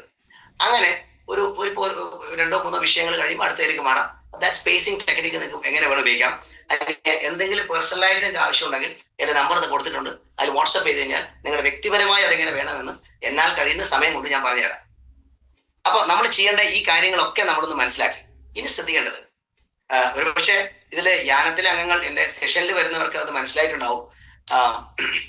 നമ്മുടെ ഈ തലച്ചോറിന്റെ ഒരു ഭാഗമായ അമിഗ്ഡാലയെ കുറിച്ച് ഞാൻ പറഞ്ഞു. അതിന്റെ തൊട്ടിപ്പുറമുള്ള VTA എന്ന് പറയുന്ന വെൻട്രൽ ടെഗ്മെന്റൽ ഏരിയ എന്ന് പറയുന്ന ഒരു ഏരിയ ഉണ്ടെന്നും ആ ഏരിയയിലെ അങ്ങോട്ട് നമ്മൾ വിടുന്ന ഡോപ്പമൈൻ ആണ് പരീക്ഷയ്ക്ക് മാർക്ക് നേടിത്തരുന്നത്. മനസ്സിലായിട്ടുണ്ടാവില്ല. നിങ്ങളുടെ തലച്ചോറിൽ നിന്ന് പുറത്തേക്ക് വിടുന്ന ഡോപ്പമൈൻ ആണ് നിങ്ങൾക്ക് ഇഷ്ടം ഉണ്ടാകുന്നത്. ഇപ്പൊ തന്നെ കുറച്ച് ആൾക്കാർ ഈ ക്ലാസ് കേട്ടിട്ട് ഇഷ്ടപ്പെട്ടവരുണ്ടാവും, ചിലരും അടുത്തവരുണ്ടാവും. അത് അവരുടെ ഡിപ്പെൻസ്. ഈ ഇഷ്ടപ്പെടുന്ന ആൾക്കാർക്ക് എന്ത് ചെയ്യും, അവിടെ ഡോപ്പമൈൻ ഇങ്ങനെ ഒഴുകിക്കൊണ്ടിരിക്കും. അതാണ് നിങ്ങൾക്കൊരു ഗെയിം, ഒരു റീൽ നോക്കുമ്പോൾ നമുക്ക് നിർത്താൻ തോന്നാത്തത്. ആ ഡോപ്പമൈൻ ഫ്ലോ പല ക്വാളിറ്റിയുണ്ട്, പല ഡെൻസിറ്റിയുണ്ട്. ആ ഡെൻസിറ്റികളെ ഒന്ന് ബാലൻസ് ചെയ്യാനാണ് ഇനിയുള്ള 2 മാസം നിങ്ങൾ ശ്രമിക്കേണ്ടത്, അല്ലെങ്കിൽ 1 മാസം നിങ്ങൾ ശ്രമിക്കേണ്ടത്. അതിനാദ്യം വേണ്ടത് എന്താ? നിങ്ങൾ തിരിച്ചറിയുക, നിങ്ങൾ നിങ്ങളുടെ വികാരങ്ങളുടെ നിയന്ത്രണത്തിലാണ്. അതുകൊണ്ട് വികാരങ്ങളെ ഒന്ന് നിയന്ത്രിക്കണം. ഞാൻ പറഞ്ഞ മനസ്സിലാക്കണം. വികാരങ്ങളുടെ നിയന്ത്രണത്തിലാണ് നിങ്ങൾ പോലും അറിയാതെ നിങ്ങൾ പലതരത്തിലുള്ള അസ്വസ്ഥത വരുന്നു. പക്ഷെ അതിനൊന്ന് നിയന്ത്രിക്കുന്ന ചില ടെക്നിക്സ് ഞാൻ പറഞ്ഞുതരാം. ഒന്ന്, ഫോക്കസ് ചെയ്യാറുണ്ട്. ഈ പരീക്ഷയെ സംബന്ധിച്ചാണ് പറയുന്നത്, മറ്റു ജീവിതവുമായി ബന്ധപ്പെട്ടിട്ടല്ല, അത് വ്യത്യസ്തമാണ്. അതായത് ഫോക്കസ് ചെയ്യേണ്ടത് എന്താണ്? നമ്മൾ ഒരു പാഠം പഠിക്കുമ്പോൾ നമ്മൾ ഫോക്കസ് ചെയ്യേണ്ട ഒന്ന് അതിന്റെ പ്രധാനപ്പെട്ട ഡെഫിനേഷൻസ് ആണ്. അത് വിഷയങ്ങൾ തമ്മിൽ വ്യത്യാസം ഉണ്ടാവാം. ഇമ്പോർട്ടന്റ് ഡെഫിനേഷൻസ് നമ്മളൊന്ന് ഫോക്കസ് ചെയ്യാം. രണ്ടാമത്തത് കണക്കൊക്കെ ആണെങ്കിൽ, അല്ലെങ്കിൽ ഫിസിക്സ് ഒക്കെ ആണെങ്കിൽ, കെമിസ്ട്രി ഒക്കെ ആണെങ്കിൽ ഡയഗ്രാംസ്, അത് നിങ്ങളൊന്ന് ഫോക്കസ് ചെയ്യണം. രണ്ടാമത്തെ ഫോർമുലകൾ ഉണ്ടാവും, അത് ചെയ്യണം. ഇനി ഇത്തരത്തിലുള്ള കാര്യങ്ങൾ പറയുന്നതോടൊപ്പം വളരെ സമർത്ഥരായ അധ്യാപകരാണ് ഇപ്പോൾ നിങ്ങൾ പഠിപ്പിക്കുന്നത്. ആ അധ്യാപകർ പറഞ്ഞു തരുന്ന ചില ചോദ്യങ്ങൾ ഉണ്ടാവും, അതൊന്ന് ശ്രദ്ധിക്കണം. ടീച്ചർ ഹിന്റഡ് ക്വസ്റ്റ്യൻസ് എന്ന് പറയും. അധ്യാപകർ പറയുന്ന ചോദ്യങ്ങൾ ഒന്ന് നോക്കണം. ഇനി ഇത് നമ്മൾ നോക്കുന്നതോടൊപ്പം അത് എന്തായാലും ചെയ്യണം, ഫോക്കസ് ചെയ്യേണ്ടത്. അതായത് ക്വസ്റ്റ്യൻ, അതൊരു യുദ്ധത്തിൽ നമ്മൾ പോകുമ്പോൾ ശരിക്കും വാർ സ്ട്രാറ്റജി എന്നാണ് പറയുക. യുദ്ധം തുടങ്ങുന്ന ഒരു ദിവസമല്ല, അതിനു മുമ്പ് ഒരു പ്രിപ്പറേഷൻ ഉണ്ടാവും.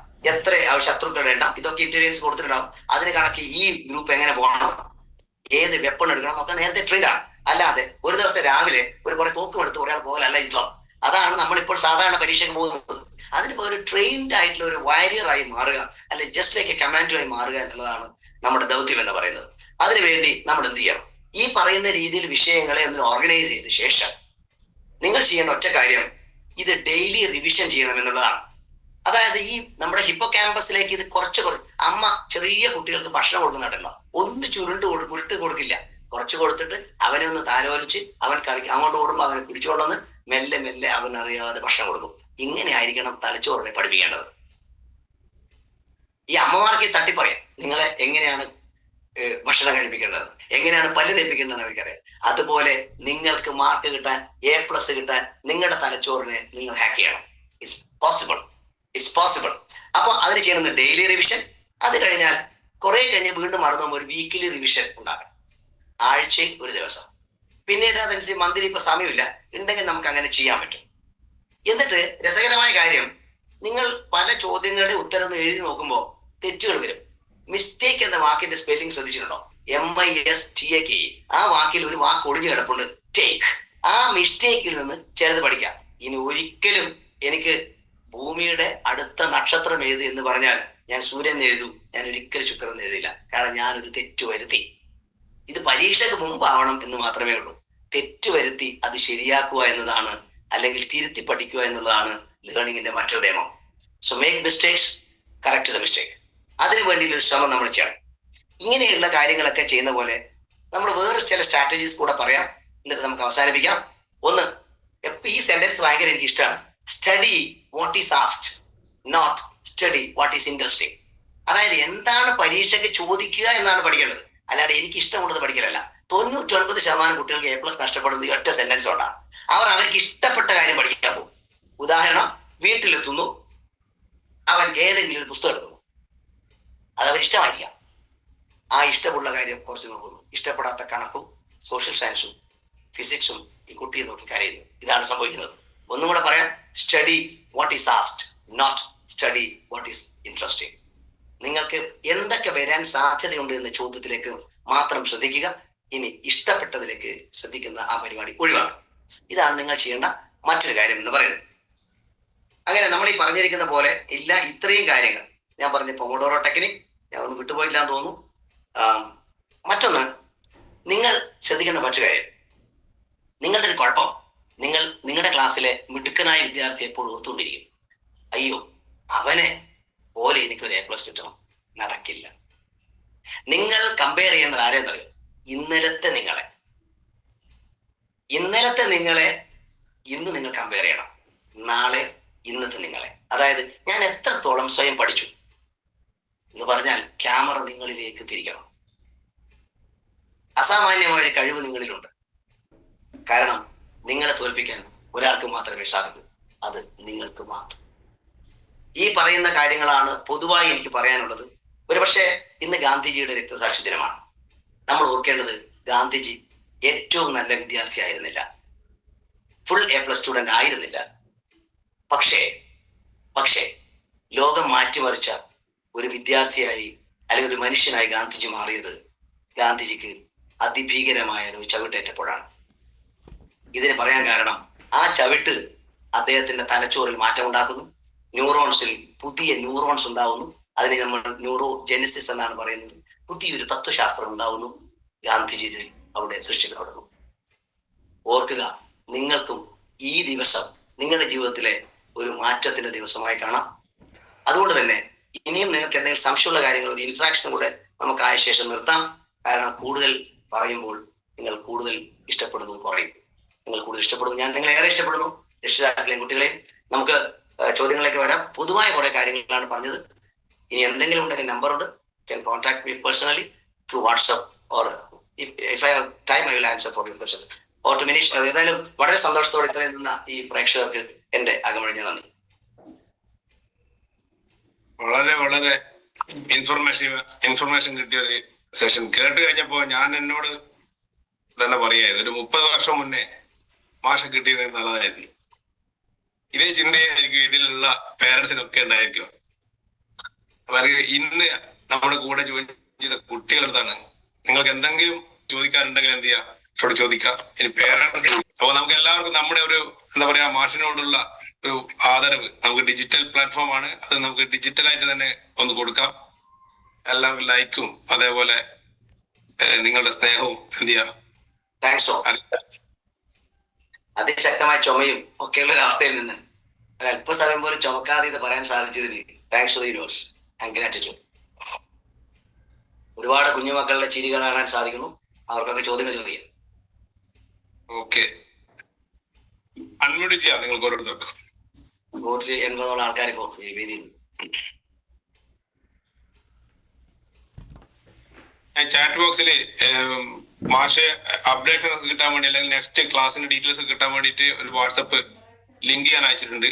നിങ്ങൾക്ക് അതിൽ ജോയിൻ ചെയ്യാം. അതേപോലെ മാഷിന്റെ നമ്പർ ഞാൻ അയച്ചിട്ടുണ്ട്. മാഷക്ക് നിങ്ങൾക്ക് കോൾ ചെയ്യുന്നതിനെക്കാട്ടും നല്ലത് മാഷക്ക് വാട്സപ്പ് ഇടുന്നതായിരിക്കും നല്ലത്. മാഷ് എന്ത് ചെയ്യും, പിന്നീട് നിങ്ങൾക്ക് അത് റിപ്ലൈ തന്നോളൂ. ഈ തിരക്കിനിടയിലും ഈ ഔദ്യോഗിക ജീവിതത്തിൽ ഒരു ഹെഡ് മാഷ് എന്ന് പറയുന്ന സമയത്ത് നമ്മൾ ഒരുപാട് ഹെഡ് മാസ്റ്റർമാർ കണ്ടിട്ടുണ്ട്. അപ്പൊ ആ ഒരു തിരക്കിനിടയിൽ നമുക്ക് വേണ്ടി ഇങ്ങനെ ഒരു സമയം കണ്ടെത്തി ഇങ്ങനെ ഒരു പ്രോഗ്രാം പറഞ്ഞു തരാൻ കാണിച്ച മനസ്സിന് നമ്മുടെ എല്ലാവരുടെയും നന്ദി അറിയിക്കണം. അത് മാത്രമല്ല, ഇതേപോലത്തെ ഒരു പ്രോഗ്രാം വീണ്ടും ഒരു ദിവസം മാഷയുടെ സമയം നോക്കിയിട്ട് നമുക്ക് എന്ത് ചെയ്യാം, ഒന്നും കൂടി കുറച്ച് പേര് ഇന്ന് ജോയിൻ ചെയ്യാൻ പറ്റാത്ത ആളുകളുണ്ടാവും മാഷെ. അതെ, ഏതായാലും ഇതിന്റെ റിസൾട്ട് നമുക്ക് കിട്ടാൻ വേണ്ടി ഒരുപാട് മാസങ്ങളൊന്നും കാത്തു നിൽക്കേണ്ട ആവശ്യമില്ല. ഒരു 4-5 മാസം കൊണ്ട് നമുക്ക് അതിന്റെ റിസൾട്ട് കിട്ടും. അപ്പൊ നമ്മൾ ചെയ്യേണ്ടത്രേ ഉള്ളൂ, പഠിക്കാൻ താല്പര്യമുള്ള കുട്ടികളെയും അവരുടെ പേരൻസിനെയും എന്ത് ചെയ്യുക, ഈ സൂമിലേക്ക് ഒന്ന് ജോയിൻ ചെയ്യിപ്പിക്കുക എന്നുള്ളതാണ്. അതുപോലെ ഈ ലിങ്കൊക്കെ ഷെയർ ചെയ്ത ഒരുപാട് നമ്മുടെ യാനം അംഗങ്ങൾക്ക് അവർക്ക് ഒരു നന്ദി. കാരണം ഇല്ലെങ്കിൽ 100-200 പേരൊക്കെ 100-150 പേരൊക്കെ വരിക ഗ്രേറ്റ് ഓഫർ. ഇതിൽ ആർക്കെങ്കിലും എന്തെങ്കിലും ചോദ്യങ്ങളുണ്ടോ? പവർഫുൾ എന്ന് പറഞ്ഞ മോന്റെ പേരെന്താ? ശ്രീജ എന്നൊരു ഡിവൈസ്. എവിടെയാണ് മോന്റെ സ്ഥലം? അഭിനവിന്റെ സ്ഥലം എവിടെ? കൂത്തുപറമ്പ്. എന്റെ ശിഷ്യനായിരിക്കും. ഏത് സ്കൂളാ പഠിക്കുന്നത്? കൂത്തുപറമ്പ. സോറി, കുറുമാത്തില്ല, കൂത്തുപറമ്പ്. എന്റെ ബ്രെയിനിൽ കൂത്തുപറമ്പ് ഇവിടെ റെക്കോർഡ് ചെയ്യപ്പെടും. സോറി. എത്ര ക്ലാസ്സിലാണ് പഠിക്കണേ? 10. എന്ത് തോന്നി ഇന്ന് കേട്ടിട്ട്? ഒരു ഫുൾ A+ കാരനായി മാറുമോ? ആത്മവിശ്വാസം കൂടിയോ? മോനെ പഠിച്ചിട്ട് ആരാണെന്നാണ് ആഗ്രഹം? പോലീസ്. Very good. ഒരു IPS ഓഫീസർ ആവട്ടെ. ഏതായാലും ഏത് വിഷയമാണ് ഒരു വിഷമം ഉണ്ടെന്ന് തോന്നുന്നത്? മാത്സ്. അപ്പൊ അത് എഴുതി പഠിക്കാൻ ശ്രമിക്കണം, ഒരിക്കലും വായിച്ചു പഠിക്കരുത്. മാത്സ് അധ്യാപകനെ ഇതുവരെ കണ്ടിട്ട് ബുദ്ധിമുട്ട് പറഞ്ഞിരുന്നോ? അപ്പൊ മാഷ സഹായിക്കുന്നു പറഞ്ഞോ? Very good. അപ്പൊ ഓക്കെ. എന്തെങ്കിലും ആവശ്യമുണ്ടെങ്കിൽ വിളിച്ചോ. അപർണ മാഡം എന്റെ പേര് അപർണയാണ്. നൈനേന്റെ മോളാ. Oh great. Okay. You are from Delhi no? ഞാൻ ഡൽഹിയിലാ. എനിക്കിപ്പോ വീഡിയോ ഓപ്പൺ ആക്കാൻ പറ്റില്ല, എക്സ്പീരിയൻസ്. എനിക്ക് താങ്ക്സ് പറയാനായിട്ടാണ് സാറിന്. കാരണം ഇപ്പൊ എക്സാം ഒക്കെ എടുത്തിട്ടുണ്ടെങ്കിൽ എന്റെ ഫൈനൽ ഇയറും കൂടിയാണ്. നല്ലൊരു ക്ലാസ് ആയിട്ട് ലൈക്ക് മോട്ടിവേറ്റഡ് ആയിട്ട് ഭയങ്കരമായിട്ട് തോന്നി. കാരണം എക്സാം എടുത്ത് കുറച്ച് ടെൻഷനൊക്കെ ആയിട്ട്, ഫൈനൽ ആയതുകൊണ്ട് കുറച്ച് ടെൻഷനൊക്കെ ആയിട്ട് ഭയങ്കരമായിട്ട് ഇരിക്കുന്നു. ഇപ്പൊ എങ്ങനെ മുന്നോട്ടേക്ക് എന്താവും, എങ്ങനെ തലച്ചോറിലെല്ലാം കേറ്റും എന്നൊക്കെ ഭയങ്കര ഒരു ഇതായിട്ട് ഇരിക്കുമ്പോ ഈ ക്ലാസ് കേട്ടപ്പം വെരി മച്ച് മോട്ടിവേറ്റഡ്. കാരണം എനിക്ക് മൺഡേ എനിക്കൊരു ടെസ്റ്റും കൂടി ഉണ്ടായിരുന്നു. അപ്പൊ അതിനെങ്ങനെ പഠിക്കുന്നൊക്കെ വിചാരിച്ചിരിക്കുമ്പോഴായിരുന്നു സാറിന്റെ ഈ ഒരു ക്ലാസ് കേട്ടു. ഭയങ്കരമായിട്ട് ഗ്രേറ്റ്ഫുൾ ആണ് സാറിനോട് ഇപ്പൊ. Thank you sir. Wish you all the best also ഞങ്ങളുടെ എല്ലാവരുടെ ഭാഗത്തും. Thank you sir. Next Prakash sir unmute. Hello sir, yes who speaking? ആരാണ്? ഞാന് നവതേജ് എന്ന് പറയുന്ന കുട്ടീന്റെ അമ്മയാണ്. എവിടെയാണ് സ്ഥലം? എന്റെ സ്ഥലം പാനൂര്. പറഞ്ഞു. ആ, ഞാന് മകന്റെ കൂടെ ഇരുന്ന് ക്ലാസ് കേട്ട് മാഷോട് വളരെയധികം നന്ദിയുണ്ട്. ഇങ്ങനെ ഒരു ക്ലാസ് കേൾക്കാൻ കഴിഞ്ഞതിൽ ഞങ്ങൾ പഠിക്കുന്ന സമയത്ത് ഇങ്ങനെ ഒരു ക്ലാസ് കിട്ടിയിട്ടുണ്ടായിരുന്നെങ്കിൽ എന്ന് ആശിച്ചു പോയി. കാരണം നല്ല നല്ല ഒരുപാട് ടീച്ചേഴ്സ് ഞങ്ങൾ ക്ലാസ് എടുത്തിട്ടുണ്ട്. ഞാനൊരു അധ്യാപികയാണ്. അപ്പൊ എങ്ങനെ ഒരു കുട്ടീനെ എങ്ങനെ മനസ്സിലാക്കാൻ പറ്റും? സാറിന് ഒരുപാട് ഒരുപാട് നന്ദി. ഇങ്ങനെ ഒരു ക്ലാസ്സിൽ പങ്കെടുക്കാൻ പറ്റിയത് ദൈവാനുഗ്രഹം കൊണ്ടാണ് ഞാൻ വിശ്വസിക്കുന്നുണ്ട്. ഞാനൊരു UP സ്കൂളായിരുന്നു. ഇപ്പൊ ഒരു പോസ്റ്റിന്റെ പ്രശ്നം ഉള്ളത് കൊണ്ട് ഇതിലാണുള്ളത്. ടീച്ചറൊക്കെ നമ്മളെ ഈ ഓർഗനൈസേഷനോട് അസോസിയേറ്റ് മോർണിംഗ് സെഷൻസിന്റെ ഓക്കെ മാഷ, എന്തായാലും എനിക്ക് മാഷ നേരിട്ട് കാണണമെന്ന് ഒരു ആഗ്രഹമുണ്ട്. ചെറിയ മോളെയും ഞാൻ പറഞ്ഞിട്ട് മോളെയും കൊണ്ട് മാഷ എടുത്ത് വരണമെന്നുണ്ട്. ഒരുപാട് മാറ്റം മാഷ്ക്ക് കുട്ടികളിൽ ഉണ്ടാക്കാൻ പറ്റുമെന്ന് ഞാൻ വിശ്വസിക്കുന്നുണ്ട്. മാഷ ഒരു ക്ലാസ് കൊണ്ട്, കാരണം ഈ ഒരു കാലഘട്ടത്തില് അധിക കുട്ടികൾ ഈ മൊബൈൽ ഫോണില് ഭയങ്കര അഡിക്റ്റഡ് ആയിട്ടാണ് ഉള്ളത്. അപ്പൊ ഇതിൽ നിന്ന് ആ കുട്ടികളെ നമുക്ക് തിരിച്ചു കൊണ്ടുവരണം. അപ്പോ അതിന് മാഷ പോലത്തെ അധ്യാപകർ തന്നെ വേണം. ഈ ഒരു കാലഘട്ടത്തിൽ എനിക്ക് തോന്നുന്നു ആത്മാർത്ഥത കുറവായിരിക്കാം. കുറച്ചൊക്കെ അധ്യാപകർക്ക് കുറച്ച് എനിക്കത് ഫീൽ ചെയ്തതാണ്. ചെറിയൊരു സ്വാർത്ഥത എവിടെയോ വന്നിട്ടുണ്ട്. പഴയ അധ്യാപകരിൽ നിന്നും വ്യത്യസ്തരാണ് ഇന്നത്തെ അധ്യാപകര്. അപ്പൊ നമ്മളെ മക്കളെ നമുക്ക് തിരിച്ചു കൊണ്ടുവരണം, അവരെ ഭാവിയിലേക്ക്. നാളെ അവരെ ഇത് റിഗ്രറ്റ് ചെയ്യാൻ പാടില്ല, നഷ്ടപ്പെടുത്തിയ ബാല്യത്തിനെ കുറിച്ച് ഓർമ്മിച്ചിട്ട്. അതുകൊണ്ട് മാഷ്ക്ക് ഹൃദയത്തിന്റെ ഭാഷയിൽ ഞാൻ നന്ദി പറയുന്നു. ടീച്ചറൊക്കെ നമ്മുടെ വലിയ പ്രസ്ഥാനമാണ് യാനം. ഒരുപാട് ആൾക്കാരിലെ ഈ മൊബൈൽ അഡിക്ഷൻസ് ഒക്കെ അതിനെ കുറിച്ചൊക്കെ നമ്മൾ ശ്രമിച്ചോണ്ടിരിക്കുന്നത്, വെറുതെ പറയല്ല. മാഷ നേരിട്ട് കാണാൻ ഇപ്പൊ മകനെ കോൺടാക്ട് ചെയ്യാന്നൊക്കെ. കുറുമാത്തൂരാണ് ഞാൻ സ്കൂള്. അത് ഞാൻ വിളിച്ചാൽ ശരി മാഷെ, താങ്ക് യു സോ മച്ച്. ഞാനാ, പക്ഷെ അതിനിടയിൽ ശബ്ദം കേട്ട് സുമേഷാണ്. അല്ല ഒന്നുമില്ല, ഞാൻ ജസ്റ്റ് ആ ടീച്ചറുടെ ഒരു ഒരു സ്വയം വിമർശനം കേട്ടിട്ട് ഞാനൊന്ന് അൺമ്യൂട്ട് ചെയ്തെന്ന് മാത്രം. കാര്യം ഇപ്പോഴത്തെ ടീച്ചിങ് സ്റ്റൈലിനെ കുറിച്ച് ടീച്ചർ തന്നെ പറഞ്ഞപ്പോ ഒരു സന്തോഷം. എന്നാലും ടീച്ചർ അത് ഇങ്ങനെ ഒരു ഓപ്പൺ പ്ലാറ്റ്ഫോമിലും കൂടെ അത് പറഞ്ഞല്ലോ. അത് ഒരു ഹെഡ്മാഷോട്. അപ്പൊ ഏതായാലും അത് നെഗറ്റീവായിട്ടല്ല, അത് പോസിറ്റീവായിട്ട് എടുക്കുക. Okay, fine. കുട്ടികൾ സംസാരിക്കട്ടെ. ഡോക്ടർ സുമേഷ് ആണ്. സുമേഷ് ഞങ്ങളുടെ യാനത്തിന്റെ സ്വന്തമാണ്, എന്റെ സഹോദരൻ. Next speaking. ചോദ്യങ്ങളെ. ഹലോ സർ, ഞാന് ഋത്തിക സുജിത്ത്. ഞാന് ജംഷഡ്പൂരില് താമസിക്കുന്നതാണ്. അപ്പോ എനിക്ക് ആക്ച്വലി അറ്റൻഷൻ സ്പാൻ ചിലപ്പോ കുറച്ച് കുറവ് ഉണ്ടാവും. അപ്പൊ ഇപ്പൊ ഞാൻ +1 ഞാൻ പഠിക്കുന്നത്. അപ്പോ the method that you told us, the Pomodoro method, എനിക്ക് അത് കേട്ടിട്ട് I think that I will try it out. Because അത് ഐ തിങ്ക് അത് ചെയ്താല് എനിക്ക് കൂടുതൽ അറ്റൻഷൻ കിട്ടും. പിന്നെ എനിക്ക് actually when I study I like to explain myself കി ഇതെന്താണ്, ഇത് എങ്ങനെയാണ്, ഇത് എന്താ പർപ്പസ് ആണ്. അത് I think you can understand Malayalam well, or can I speak in English? Which is better? Malayalam understand ആവും. എനിക്ക് പറയുമ്പോ കുറച്ച് ഇതാണ്. Don't worry. See, actually മോള് പറഞ്ഞ കാര്യം, ഈ Pomodoro technique if you are applying, definitely your result will change. I think you are in the CBSE. ഇല്ല, ഞാൻ ICSE. You are in ICSE. Good. Okay, ഇതിപ്പോ എല്ലാവരോടും ഞാൻ പറഞ്ഞത് ഈ പൊമോഡോറോ ടെക്നിക്ക് വളരെ റെയർ ആയിട്ട് എല്ലാവർക്കും അറിയാം. ഒരു ഇറ്റാലിയൻ ഞാൻ പറഞ്ഞു സയന്റിസ്റ്റ് ആയ, ആക്ച്വലി അദ്ദേഹം വേറെ കാര്യത്തെ കണ്ടുപിടിച്ചാണ്. ഫ്രാൻസിസ്കോ സിറിലോ എന്നാണ് അദ്ദേഹത്തിന്റെ പേര്. അതായത് നമ്മുടെ സ്പാൻ ഓഫ് അറ്റൻഷൻ 25 minutes ആണ്. അപ്പൊ അവിടെ വെച്ചിട്ട് നിങ്ങൾ ഒരു ബ്രേക്ക് എടുക്കുന്നു എന്നുള്ളതാണ് അതിന്റെ കാര്യം. പക്ഷെ വെരി കെയർഫുൾ. ആ ബ്രേക്ക് എടുക്കുമ്പോൾ നിങ്ങൾ തിരിച്ചു വരണം എന്നുള്ള മെസ്സേജ് കൊടുക്കാതെ എന്നാൽ വിൽ ബി അവേ. അതുകൊണ്ട് ആദ്യത്തെ ഒരാഴ്ചയൊക്കെ പൊമോഡോറോ ടെക്നിക്, ഇപ്പൊ ഞാൻ life completely I am taking pomodoro technique വർഷങ്ങളായി. കാരണം ഞാൻ എന്റെ എല്ലാ 25 minutes കഴിഞ്ഞാൽ ബ്രേക്ക് ചെയ്യും. അപ്പൊ ഇത് നിങ്ങൾ ചെയ്യുമ്പോൾ നിങ്ങൾക്ക് പിന്നെ ഒരു ഹാബിറ്റ് ആവും. So that will change your life. മോളെ ഡ്രീം എന്താ? What's your dream to become? Anyhow I am happy to get from a മോളു like from Jamshedpur, right? Okay, എന്താണ് ഞാൻ actually I have took art stream and എനിക്ക് fashion designing പിന്നെ animation ഇത് രണ്ടിൽ എനിക്ക് കുറച്ച് കൺഫ്യൂഷൻ ഉണ്ട്. പക്ഷെ രണ്ടും സ്റ്റഡി ചെയ്യാൻ വേണ്ടി ആർട്സിൽ എന്താ സബ്ജക്റ്റ് ആണ് എക്കണോമിക്സ്, അത് എന്റെ മെയിൻ ബിസിനസ്സിൽ എന്റെ മൈൻഡ് സെറ്റ് ഇത് ഉണ്ടാവും. പിന്നെ political science and geography I am interested in those subjects. ആരാണ് ലിങ്ക് തന്നെന്ന് അറിയില്ല. My number is there. You can directly talk me. I will specifically give you the which course you have to take. പക്ഷെ ഇത് നമ്മുടെ ലീന സുജിത്തിന്റെ മകളാണ്. Oh, thank you. Thank you. അമ്മ അറിയാം, മകളും. Okay, good. Thank you, sir. Okay, thank you. So attend in the morning sessions. Yes, sir. Hello? I will. Okay, next who is speaking? Next. Yes, hello. Hello? Yes, yes. ആരാണ്? Hello sir, ഞാൻ ഇവിടെ വടകരയിൽ നിന്ന് ദിവ്യയാണ്. പറയൂ. എന്റെ Allen ബ്രഹ്മനേവ് ഇപ്പൊ 10th പഠിക്കുകയാണ്. അപ്പൊ അപ്രതീക്ഷിതമായിട്ടാണ് എനിക്ക് ക്ലാസ് കാണാൻ പറ്റിയത്, സാറിന്റെ ക്ലാസ് പങ്കെടുക്കാൻ പറ്റിയത്. അപ്പൊ 8:10 ഞാൻ ജോയിൻ ചെയ്യുമ്പോ ക്ലാസ്സില്. അപ്പൊ ഇന്ന് രാവിലെ പോലും വേറൊരു രക്ഷിതാവ് എന്നോട് ഈ ഒരു ആശങ്ക പങ്കുവെച്ചിരുന്നു, 10ാം ക്ലാസ്സിൽ എന്താ ചെയ്യാന്നൊക്കെയുള്ള. അപ്പോ ഞാൻ പെട്ടെന്ന് ഈ ഒരു ലിങ്ക് കണ്ടപ്പോ അവർക്കും കൂടി ഷെയർ ചെയ്തിട്ടാണ് ഞാൻ ഇതിലേക്ക് ജോയിൻ ചെയ്തത്. അപ്പൊ അവർക്കും കൂടി ഉപകാരപ്പെട്ടിട്ടുണ്ടാവും എന്ന് വിചാരിക്കുന്നത്. അതുകൊണ്ട് തന്നെ ഒരു സംതൃപ്തി ഉണ്ട് എനിക്ക്. അപ്പൊ ഇതിന്റെ ഇടയ്ക്ക് നെറ്റ് കട്ടായിട്ടാന്ന് തോന്നുന്നു, പലതും കിട്ടിയിട്ടില്ല ഞങ്ങൾക്ക്.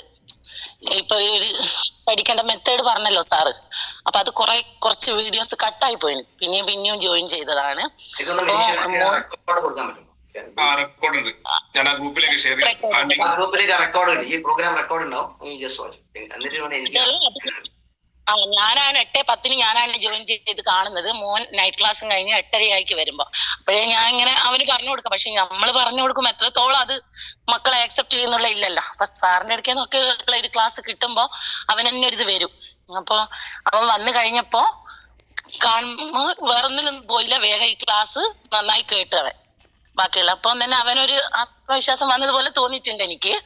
അപ്പൊ നല്ലൊരു ക്ലാസ്സായിരുന്നു. അപ്പൊ എങ്ങനെ പഠിക്കണം എന്നൊക്കെ ഉള്ളത് നല്ല രീതിയിൽ അക്സെപ്റ്റ് ചെയ്തിട്ടുണ്ട് തന്നെയാണ് എന്റെ വിശ്വാസം.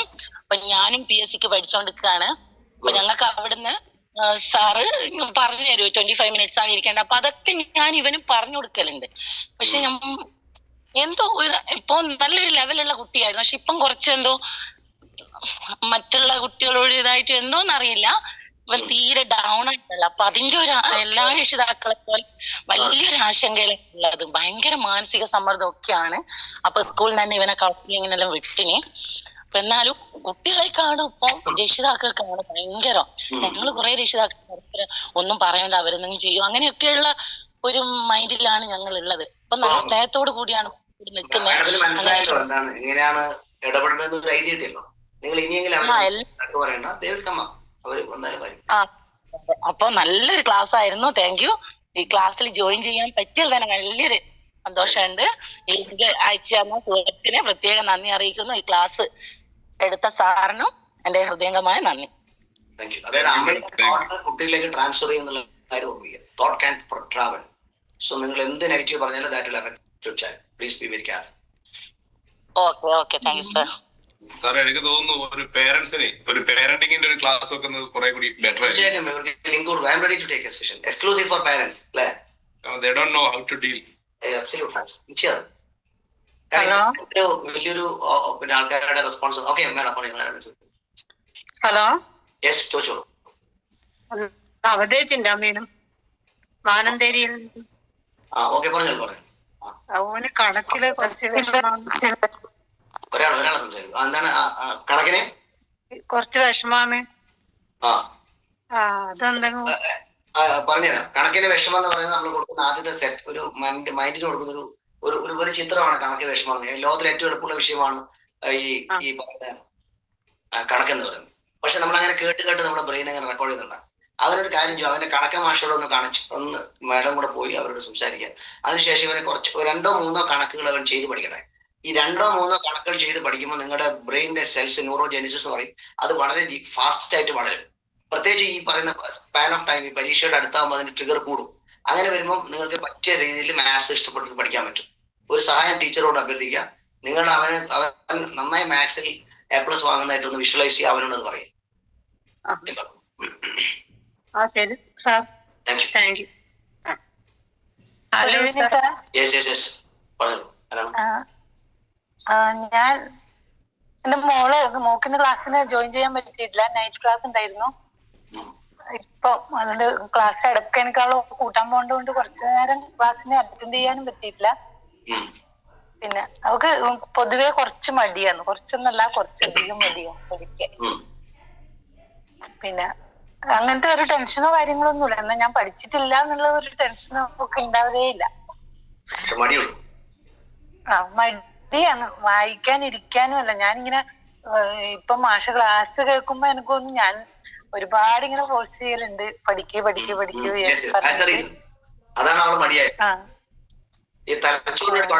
അത് മുതലേ പിന്നെ ഒരു ആബ്സെന്റ് മൈൻഡ് ക്ലാസ്സിന് ടീച്ചർ ചെറുതിൽ മുതലേ പറയുന്ന ഒരു കാര്യമാണ്. ആബ്സെന്റ് മൈൻഡ് വരുന്ന ക്ലാസ് അറ്റൻഡ് ചെയ്യുന്ന സമയത്തായാലും ആബ്സെന്റ് മൈൻഡ് വരുന്ന ഒരു ഇത്. എന്താ ചെയ്യണമെന്ന് ഞാനതിനൊരു ആൻസർ പറഞ്ഞുതരാം. ഒന്ന് നിങ്ങളുടെ ചിന്താഗതി മാറ്റുക. രണ്ടാം, മകളോട് കൂടുതൽ അടുത്ത് സംസാരിക്കുമ്പോൾ അവൾക്ക് എവിടെയോ ഒരു പ്രോബ്ലം ഉണ്ട്. അതായത് അവളുടെ മനസ്സിനെ അസ്വസ്ഥമാക്കുന്ന ചെറിയ ചെറിയ കുഞ്ഞു കുഞ്ഞു പ്രശ്നങ്ങളായിരിക്കും. അതൊന്ന് മനസ്സിലാക്കുക. നിങ്ങളെ സ്കൂളിൽ ഒരു കൗൺസിലർ ഉണ്ടാവും, കണക്ട് ദാറ്റ് കൗൺസിലർ. എന്തെങ്കിലും പേഴ്സണലി ആവശ്യമുള്ള you can send me WhatsApp message. ഇതിന്റെ റെക്കോർഡിംഗ് കൗൺസിലിംഗ് എല്ലാം കൊടുത്തിട്ടുണ്ടായിരുന്നു. അപ്പൊ അങ്ങനെ ഒരു പ്രശ്നം ആകേണ്ടത് നിങ്ങളുടെ തോട്ടൊന്ന് മാറ്റിയാൽ ഈ റെക്കോർഡ് ഒന്ന് 2-3 പ്രാവശ്യം കണ്ടു. ആയിക്കോട്ടെ. പഠിക്കാനൊരു താല്പര്യക്കുറവ്, അതാണ് മെയിൻ ആയിട്ട്. അതിന് കാരണം താല്പര്യക്കുറവല്ല, കുട്ടിക്ക് വേറൊരു താല്പര്യമുണ്ട്. അതെന്താണെന്ന് കണ്ടെടുത്താണ്. ആ ഡോപ്പാമൈൻ അങ്ങോട്ടേക്കാണ് ബീറ്റ് ചെയ്യുന്ന പോകുന്നത്. അതിന്റെ ക്വാളിറ്റീന്റെ ഡിഫറൻസ് ഒന്ന് മനസ്സിലാക്കിയാൽ മതി. പക്ഷെ അത് ചെയ്തെടുക്കാൻ. Okay sir. Thank you for response. Thank you sir. Next question. I think question is over. Hello sir, നമസ്കാരം. നമസ്കാരം. രാജീവാണ്, പെരിന്തൽമണ്ണ. വൈഫിനെ വിളിച്ചിരുന്നു, അവര് കേട്ടിരുന്നു പരിപാടി? ഇല്ല സാർ, ഇന്ന് രണ്ടുപേരുടെ പറഞ്ഞതാണ്. അവരിപ്പം ഇതുവരെ കേറിയിട്ടില്ല. ഈ റെക്കോർഡ്സ് അയച്ചോളൂ. കാരണം അവരെന്നെ 20 മിനിറ്റ്സ് എന്നോട് സംസാരിച്ചിരുന്നു. എന്തായാലും റെക്കോർഡ് അയച്ചു. സമയം വാശി പിടിച്ച് കരഞ്ഞിട്ട് എടുത്തിട്ട് പോകും. അതാ പ്രശ്നം. അത് അവന്റെ കൂടിക്കൊണ്ടിരിക്കും. പിന്നെ അവൻ നിങ്ങൾ പറഞ്ഞ കേട്ടില്ല. അത് പിന്നെ ഇപ്പൊ വായിക്കാനെല്ലാം കുറച്ച് മടിയായി തുടങ്ങി. അവൻ ചിലപ്പോ പുസ്തകമൊക്കെ എടുത്ത് എറിഞ്ഞു കളയും, തീർച്ചയായിട്ടും ചെയ്യും. ഭാഗ്യം അങ്ങനെ എത്തിയില്ലെങ്കിൽ ഭാഗ്യം. കാരണം അവർ കുറച്ച് വയലന്റ് ആവും. കാരണം അവരുടെ ഡോപ്പമൈൻ വളരെ ഇപ്പൊ ആവശ്യപ്പെട്ട ഡോപ്പമൈൻ ഫ്ലോ ചെയ്യും. നിങ്ങൾ ഗെയിം കളിക്കാൻ വേണ്ടി മൊബൈൽ കൊടുക്കുന്നില്ലെന്ന് വെച്ചോ, ഉടനെ ഈ ഡോപ്പമൈൻ കിട്ടാൻ വേണ്ടിട്ട് ക്രേവ് ആവും. അതിന് ക്രേവിംഗ് എന്ന് പറയാം. അത് എന്ത് ചെയ്യുന്ന റിയാക്ട് ചെയ്ത് പറയാൻ പറ്റില്ല. ആ സമയത്ത് നിങ്ങൾ ചെയ്യേണ്ട, അവനെ 2-3 ദിവസം മൊബൈൽ കൊടുക്കരുത്. അവൻ അക്രമാസക്തനായിക്കോട്ടെ, അവൻ ഭക്ഷണം കഴിക്കാതെ നിന്നോട്ടെ, ഒന്നും ചെയ്യണം. അവനെ ഒബ്സർവ് ചെയ്യാം. ക്രമേണ ഡോപ്പമൈന്റെ ആ ക്വാളിറ്റി നമുക്ക് ചേഞ്ച് ചെയ്യാൻ പറ്റും. പല അമ്മമാരും കുറച്ച് കഴിയുമ്പോൾ തന്നെ എടുത്തു കൊടുക്കും. അപ്പൊ പിന്നെ ഇത് വർക്ക്ഔട്ട് ആവില്ല. പിന്നെ അവന്റെ ബ്രെയിൻ മനസ്സിലാക്കാം. Very important. ഇന്നലെ രാത്രി ഇതുപോലെ ഒരുപാട് നേരം കരഞ്ഞു. ഞാൻ കൊടുത്തിട്ടുണ്ടായില്ല, പക്ഷെ കരഞ്ഞു കിടന്ന് ഉറങ്ങുക ഇത്. അതാണ് പക്ഷെ അത് ഒരാഴ്ചയെങ്കിലും കൊടുക്കരുത്. അവരെ ശ്രദ്ധിക്കണം. നേരം അവരെങ്ങനെ റിയാക്ട് ചെയ്ത് എനിക്ക് പറയാൻ പറ്റില്ല. പൊതുവെ മൊബൈൽ അതിന് യൂസ് ചെയ്യാൻ കൊടുക്കുന്നില്ല. പക്ഷെ ഇത് നിങ്ങൾക്ക് അറിയാത്തതാണ്. ഇത് പക്ഷേ എത്ര രക്ഷിതാക്കൾ ഇങ്ങനെ തെറ്റിദ്ധരിച്ച് കൊടുക്കണം. ഇത് കൊടുത്ത് ഡോപ്പമൈൻ അങ്ങോട്ട് അവനൊരു പഠിക്കേണ്ട സാധനത്തിലേക്ക് അത് മാറ്റുവാണ്. ധ്യാനം നമ്മൾ ചെയ്യുന്നത് ഇത്തരത്തിലുള്ള കുട്ടികളെ എങ്ങനെ കൺവേർട്ട് ചെയ്യാം. വെരി സീരിയസ് അബൌട്ട് ഒരുപാട് ഇത്തരത്തിലുള്ള പ്രോഗ്രാംസ് അതുകൊണ്ട്.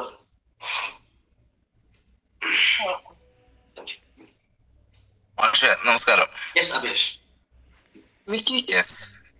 ഞാൻ എന്റെ ഒരു പേഴ്സണൽ ഒരു അഭിപ്രായമാണ്. എന്റെ മക്കള് ഇപ്പൊ രണ്ടാള്, മൂത്താള് ഇപ്പൊ BBA പഠിച്ചുകൊണ്ടിരിക്കുക, +2 കംപ്ലീറ്റ് ചെയ്ത്.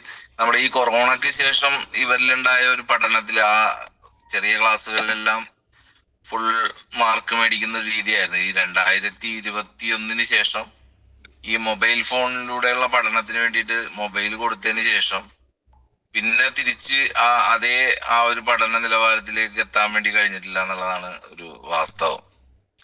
അത് നമ്മൾ നിർബന്ധിച്ച് ഈ മൊബൈല് മാറ്റിവെച്ചാൽ പോലും അതെങ്ങനെയെങ്കിലൊക്കെ കണ്ടുപിടിച്ച് അത് വീണ്ടും അത് കൈക്കലാക്കുക എന്നുള്ള ഒരു ഇതിലാണ്. നിർബന്ധിച്ച് നമ്മൾ മാറ്റിവെക്കുന്ന ഒരു ശീലമാണ് പൊതുവിലുള്ളത്. അതുകൂടാതെ ഇപ്പൊ എങ്ങനെയെങ്കിലൊക്കെ ഈ മൊബൈല് എടുത്തിട്ട് മാഷ് പറഞ്ഞ പോലത്തെ ആ ഒരു വയലന്റ് മൂഡ് തന്നെയാണ് ഉള്ളത് മൊബൈൽ കിട്ടാതെ വരുന്ന സമയത്തും. ഇതില് ഇതില് പെൺകുട്ടികളെ രക്ഷിതാക്കൾ എത്രയുണ്ടെന്ന് എനിക്കറിയില്ല. അവരൊന്ന് ചെക്ക് ചെയ്യണം. അവര് ഈ ഗെയിം അല്ല കാണുക. പെൺകുട്ടികൾ BTS കൊറിയ എന്ന് പറഞ്ഞൊരു ബാൻഡ് കാണുക. It's very dangerous. BTS കാണുന്ന കുട്ടികളെ, പ്രത്യേകിച്ച് പെൺകുട്ടികളെ, നിനക്കൊരു നോർമൽ ലൈഫിൽ കൊണ്ടുവരാൻ പറ്റില്ല. സെയിം ഇത് തന്നെ. It's very tough. കാരണം ഇത് രക്ഷിതാക്കൾ, ഒന്നാമത്തെ രക്ഷിതാക്കൾക്ക് അവയർനെസ് ഇല്ല. എനിക്ക് തോന്നുന്നു മിനീഷിന്റെ സജഷൻ നന്നാണ്. പാരന്റ്സിന് മാത്രം ഒരു പ്രോഗ്രാം നമുക്ക് ചെയ്യാം, make in a big platform. കാരണം ഇത് എത്രത്തോളം ഡേഞ്ചർ ആണെന്നല്ലേ. ഞാനിപ്പോ എനിക്കൊന്ന് കഴിഞ്ഞ ഒരു വർഷം കൊണ്ട് ഞാൻ ഒരു മോർ ദാൻ 5,000 സ്റ്റുഡൻസോട് ഇന്ററാക്ട് ചെയ്തു ഡയറക്റ്റ് ആയിട്ട്. അതിൽ 80% അഡിക്ഷൻ ഉള്ളവരാണ്. കാരണം ഞാൻ PhD മേ ബി എന്റെ സബ്ജക്ട് എന്ന് പറയുന്നത് അഡിക്ഷനാണ് ഈ ന്യൂറോ സയൻസിൽ. അപ്പൊ അതുകൊണ്ട് എനിക്ക് പെട്ടെന്ന് മനസ്സിലാവും. അത് 40-50 ലെവലിലെ കുട്ടികളാണ് കളി. ആ 40-50 ലെവൽ എന്ന് പറഞ്ഞാൽ 5 വർഷം 3 വർഷമൊക്കെ ആയിട്ട് മിനിമം അവർ കളിക്കുന്നത്. ഇത് രക്ഷ പറയുന്നില്ല. ആരെ മൊബൈൽ അമ്മ തരുന്ന അമ്മയൊക്കെ ട്രാപ്പ് ചെയ്യണം, അറിയാൻ പറ്റുന്നില്ല. അപ്പൊ ഈ കുട്ടികളൊക്കെ തന്നെ പിന്നീട് എന്നോട് കൺഫ്യൂസ് സാർ ഞാൻ പ്രശ്നമാണ് എന്ത് ചെയ്യും. പക്ഷെ എനിക്ക് മാസീവായിട്ടൊന്നും ചെയ്യാൻ പറ്റില്ല. It's viral disease. What can we do? Aerial spray, വേറെ ഒന്നും വഴിയില്ല. ഈ ഫുൾ A+നേക്കാളും നമ്മൾ ആഗ്രഹിക്കുന്നത് ഇതാണ്, നോർമലി കുട്ടികളായി മാറുക എന്നുള്ളതാണ്. എന്നെ സംബന്ധിച്ച് ഫസ്റ്റ് ഒരു ചലഞ്ചായിട്ട് ഇന്നത്തെ എല്ലാ പാരന്റ്സും ആഗ്രഹിക്കുന്നതാണ്. ഇപ്പൊ നമ്മള് വിദ്യാർത്ഥിയായിരുന്ന സമയത്ത് നമ്മളെ സംബന്ധിച്ച് ഈ ഇത്തരം വലിയ ചലഞ്ചസ് ഒന്നും അന്ന് നേരിടേണ്ടി വന്നിട്ടില്ല എന്നുള്ള. പക്ഷെ അന്ന് മൊബൈൽ ഫോൺ ഉണ്ടായിരുന്നു, നമ്മൾ അഡിക്റ്റ് ആവുമായിരുന്നു. അതെ, ഷുവറായിട്ടും. ഞാനൊരു ജസ്റ്റ് ഒരു ഇൻസിഡന്റ് ഓർത്ത് വെക്കുന്നതാണ്. അതെ, ഈ ഞാനും എന്റെ സിസ്റ്ററും തമ്മിൽ 4 ക്ലാസ്സിന്റെ വ്യത്യാസം ഉണ്ടായിരുന്നു. അപ്പൊ ഈ ഒരു സമയത്ത് നമ്മൾ ഈ മാത്സിനോട് നമുക്ക് അന്നും ഇന്നും ഭയങ്കര പ്രശ്നമായിരുന്നുണ്ട്. മാത്സിൽ വളരെ വീക്കായിരുന്നു. അപ്പൊ എന്റെ സിസ്റ്റർ നന്നായിട്ട് പഠിക്കും, നല്ല മാർക്കൊക്കെ കിട്ടുന്ന ആളാ. ഒരു ദിവസം ഈ എക്സാമിന്റെ റിസൾട്ട് വന്നിട്ട് ഇവള് ഭയങ്കര കരച്ചില് വീട്ടിൽ വന്നിട്ട്. അപ്പൊ ഭയങ്കര പ്രശ്നം എന്ന് വെച്ചാൽ ഭയങ്കര പ്രശ്നത്തില് കരഞ്ഞുകൊണ്ടിരിക്കുക. അപ്പൊ ഞാനോർത്ത് ഇവള് തോറ്റുപോയിട്ടുണ്ടാവും ഓർത്ത്. അപ്പൊ പേപ്പർ എടുത്ത് നോക്കി കഴിഞ്ഞപ്പോ 49ഉം 48ഉമാണ്. 3 മാർക്ക് കുറഞ്ഞു പോയിട്ട് ആണ് കരയുന്നത്. 1 മാർക്ക് ഒരു മാത്സ് ഫസ്റ്റിന്, 1 മാർക്ക് മറ്റേതിന്, 2 മാർക്കും കുറഞ്ഞു. നമ്മളെല്ലാം കൂടി കൂട്ടിയിട്ട് മൊബൈൽ നമ്പറിന്റെ അത്ര ഉള്ളു.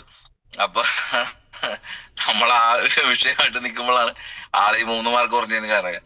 അപ്പൊ അന്നത്തെ വിഷയം അതല്ല, ഈ പറഞ്ഞ രീതിയില് എല്ലാം മാർക്ക് കിട്ടുക, എങ്ങനെയെങ്കിലും ഒന്ന് പാസ്സാകുക എന്നുള്ളതായിരുന്നു നമ്മുടെ. ഇന്ന് പക്ഷെ കോമ്പറ്റീഷനായി മാറി. എല്ലാവരും മത്സരത്തിന്റെ ആ ഒരു ലോകത്താണ് ഉള്ളത്. പക്ഷെ യഥാർത്ഥത്തിൽ ആ മത്സരത്തിനേക്കാളും വിലപിടിപ്പുള്ളതാണ് ഇന്നത്തെ മക്കളെ തിരിച്ചു കൊണ്ടുവരിക എന്നുള്ളത്. ഏറ്റവും വലിയ വെല്ലുവിളിയാണ് എല്ലാവരും നേരിട്ടുകൊണ്ടിരിക്കുന്നത് ഇത് തന്നെയാണ്. അപ്പൊ എന്തായാലും മിനീഷ് പറഞ്ഞ പോലത്തെ ഒരു പാരന്റ്സ് എന്തെല്ലാം ശ്രദ്ധിക്കണം എന്നുള്ള കാര്യത്തിൽ മിക്കവാറും എല്ലാവരും എൻഗേജ്ഡ് ആയതുകൊണ്ട് അത് കുറച്ച് ഇഷ്യൂസ് ഉണ്ട് എല്ലാവർക്കും. ഇപ്പൊ എന്നെ സംബന്ധിച്ച് ഇവിടെ ഞങ്ങൾ 2 ആളും വീട്ടിലില്ലാത്തൊരവസ്ഥ കൊണ്ട് അങ്ങനത്തെ കുറച്ച് പ്രശ്നങ്ങളുണ്ട്.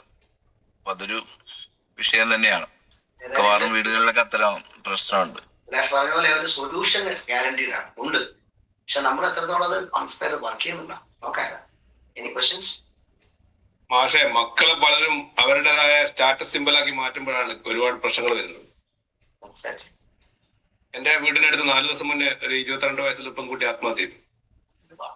ആ കുറിപ്പിൽ എഴുതി, എനിക്ക് കോൺഫിഡൻസ് കിട്ടുന്നില്ല, പഠിച്ച ജോലി കിട്ടുന്നില്ല, ഇന്റർവ്യൂവിന് പോകാൻ തയ്യാറാവുന്നില്ല, പറ്റുന്നില്ല, അതുകൊണ്ട് ഞാൻ ആത്മഹത്യ ചെയ്യുന്നു. ആത്മഹത്യ ചെയ്യുന്നതിന്റെ 10 മിനിറ്റ് മുന്നേ ബ്രദറിനെ വിളിച്ചു പറഞ്ഞു ഞാൻ ആത്മഹത്യ ചെയ്യാൻ പോവാണ്.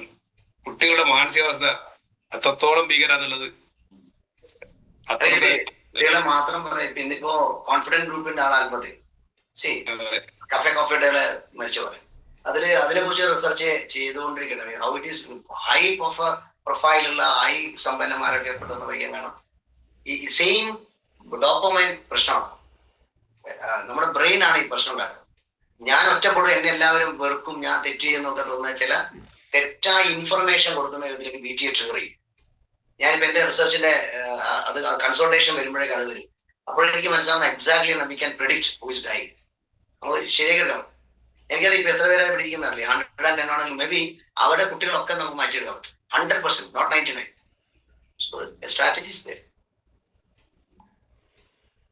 Okay. Good evening, sir. Good evening, please. Connection.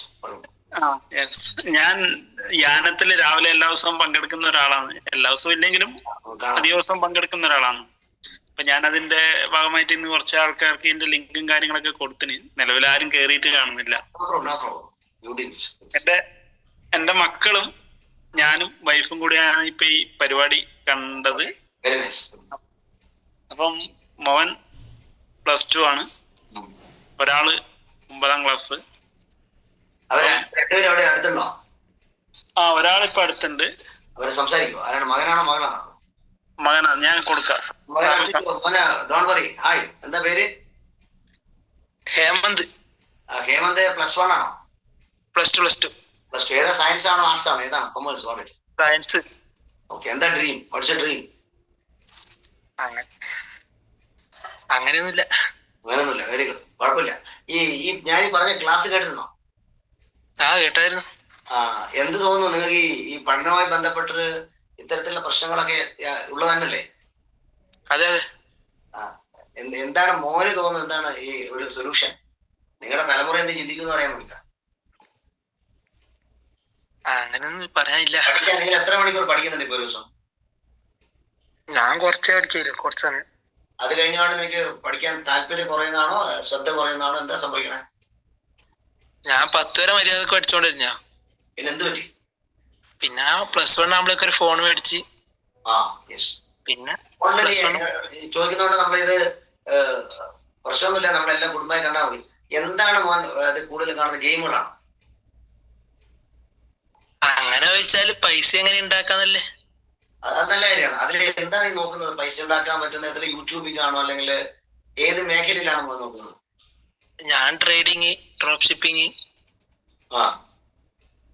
അങ്ങനെ. അത് നോക്കുന്ന സമയത്ത് കൂടുതൽ സമയം അങ്ങോട്ട് എത്ര മണിക്കൂർ ഉണ്ടാവും ഒരു ദിവസം നോക്കുന്നത്? അങ്ങനെയൊന്നുമില്ല, പരീക്ഷയുടെ തലേന്ന് അങ്ങനെ 2 ദിവസം മുമ്പ് പഠിക്കലില്ലല്ലോ. ബാക്കി അങ്ങനെ പഠിക്കുന്നത് ശരിയില്ല? ഇല്ല, ഫോൺ മേടിച്ച പിന്നെ പോയി. അപ്പൊ പ്രശ്നം ഫോണാണ് വിനീഷ്. ഫോണിനെ കുറിച്ച് പറഞ്ഞല്ല, ആ ഫോണിലൂടെ ഇപ്പൊ നിങ്ങൾ പ്രോഗ്രാം കാണുന്നത്.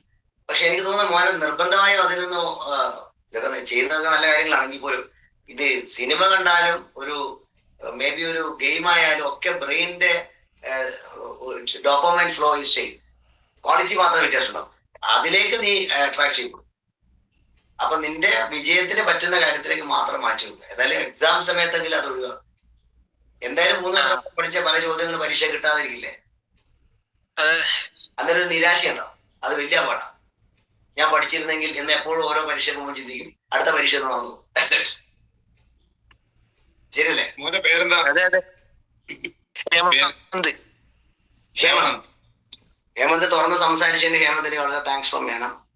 അതെ, ഹേമന്തിന് ചോദ്യം ഉത്തരവ് ഹേമന്തിന് അറിയാം. അതാണ് അതിന്റെ ഏറ്റവും വലിയ ബ്യൂട്ടി. ഹേമന്ത് വളരെ നിഷ്കളങ്കമായി പറഞ്ഞ ഉത്തരവാണ് ഈ മൊബൈൽ ഫോൺ. ഇന്നും ഈ വിഷയം ചർച്ച ചെയ്യപ്പെടുന്നുണ്ട്. പ്രത്യേകിച്ച് നൊമോഫോബിയ എന്നാണ് ഈ അസുഖത്തിന്റെ പേര്, ഡിജിറ്റൽ അഡിക്ഷൻ. ഈ അതിനൊറ്റ വഴിയുള്ളൂ, ഡിജിറ്റൽ ഡീറ്റോക്സ്. അതായത് അതിൽ നിന്ന് ക്രമേണ ഒരു 5 മിനിറ്റോ 2 മിനിറ്റോ കുറക്കുക. അതിന് 2 മിനിറ്റ്സ് ടെക്നോളജി ടെക്നിക്സ് എന്ന് പറയും. ഈവൻ 5 സെക്കൻഡ് ആയാലും മതി. മെൽ റോബിൻസിന്റെ ഒരു 5 സെക്കൻഡ് അതിൽ മാറിക്കുക. പിന്നെ 10 സെക്കൻഡ് ആവും. കൂട്ടി മാറി നിന്ന് അപ്പോഴും നിങ്ങൾക്ക് എന്തെങ്കിലും ക്രിയേറ്റീവായ മറ്റൊന്ന് ചെയ്തുകൊണ്ടിരിക്കുകയും വേണം. അതായത് മാറി നിന്നിട്ട് വെറുതെ ഇരുന്നാൽ അപകടവും. You do something which is very passionate. അതിലേക്കൊന്നും കൂടെ മാറുക. അങ്ങനെ നിങ്ങൾ ഈ പ്രോസസ്സ് ചെയ്തുകൊണ്ടിരിക്കുന്ന സമയത്ത് ഡോപ്പമൈൻ ഫ്ലോ ഇങ്ങോട്ടേക്ക് ഷിഫ്റ്റ് ചെയ്യും. എന്ന് പറഞ്ഞാൽ ഒരു വലിയ നദി ഒഴുകി വരുമ്പോൾ ഒരാൾ ഒരു സൈഡിലേക്ക് ചാലി കീറുന്നു, ഒരാൾ മറ്റൊരു സൈഡിലേക്ക് ചാലി കീറുന്നു. ചാലി കീറുന്ന പോലെ വെള്ളം പോകും. വെള്ളത്തിന് ഒരു റോളും ഇല്ല. That is dopamine. സോ ഒന്ന് ശ്രദ്ധിച്ച് നോക്കുക. ഭാവിയിലെ വലിയൊരു സമ്പന്നാവട്ടെ. ഇനി റോൾ മോഡൽ മാഷെ, ഇതിലിപ്പോ കേട്ട് നോക്കുമ്പോ യഥാർത്ഥ കുറ്റവാളികൾ എന്ന് പറയുന്നത് ഈ കുട്ടികളുടെ രക്ഷിതാക്കളാണ്.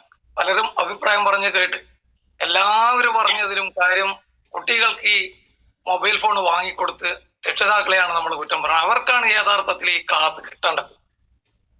കുട്ടികൾ നന്നായിട്ട് പഠിക്കാനും വളരാനും ഒക്കെ താല്പര്യമുള്ള കുട്ടികളാണ്. പുതുതലമുറയിലെ കുട്ടികൾ പ്രത്യേകിച്ച് വലിയ ആംബിഷനുള്ള കുട്ടികൾ തന്നെയാണ്.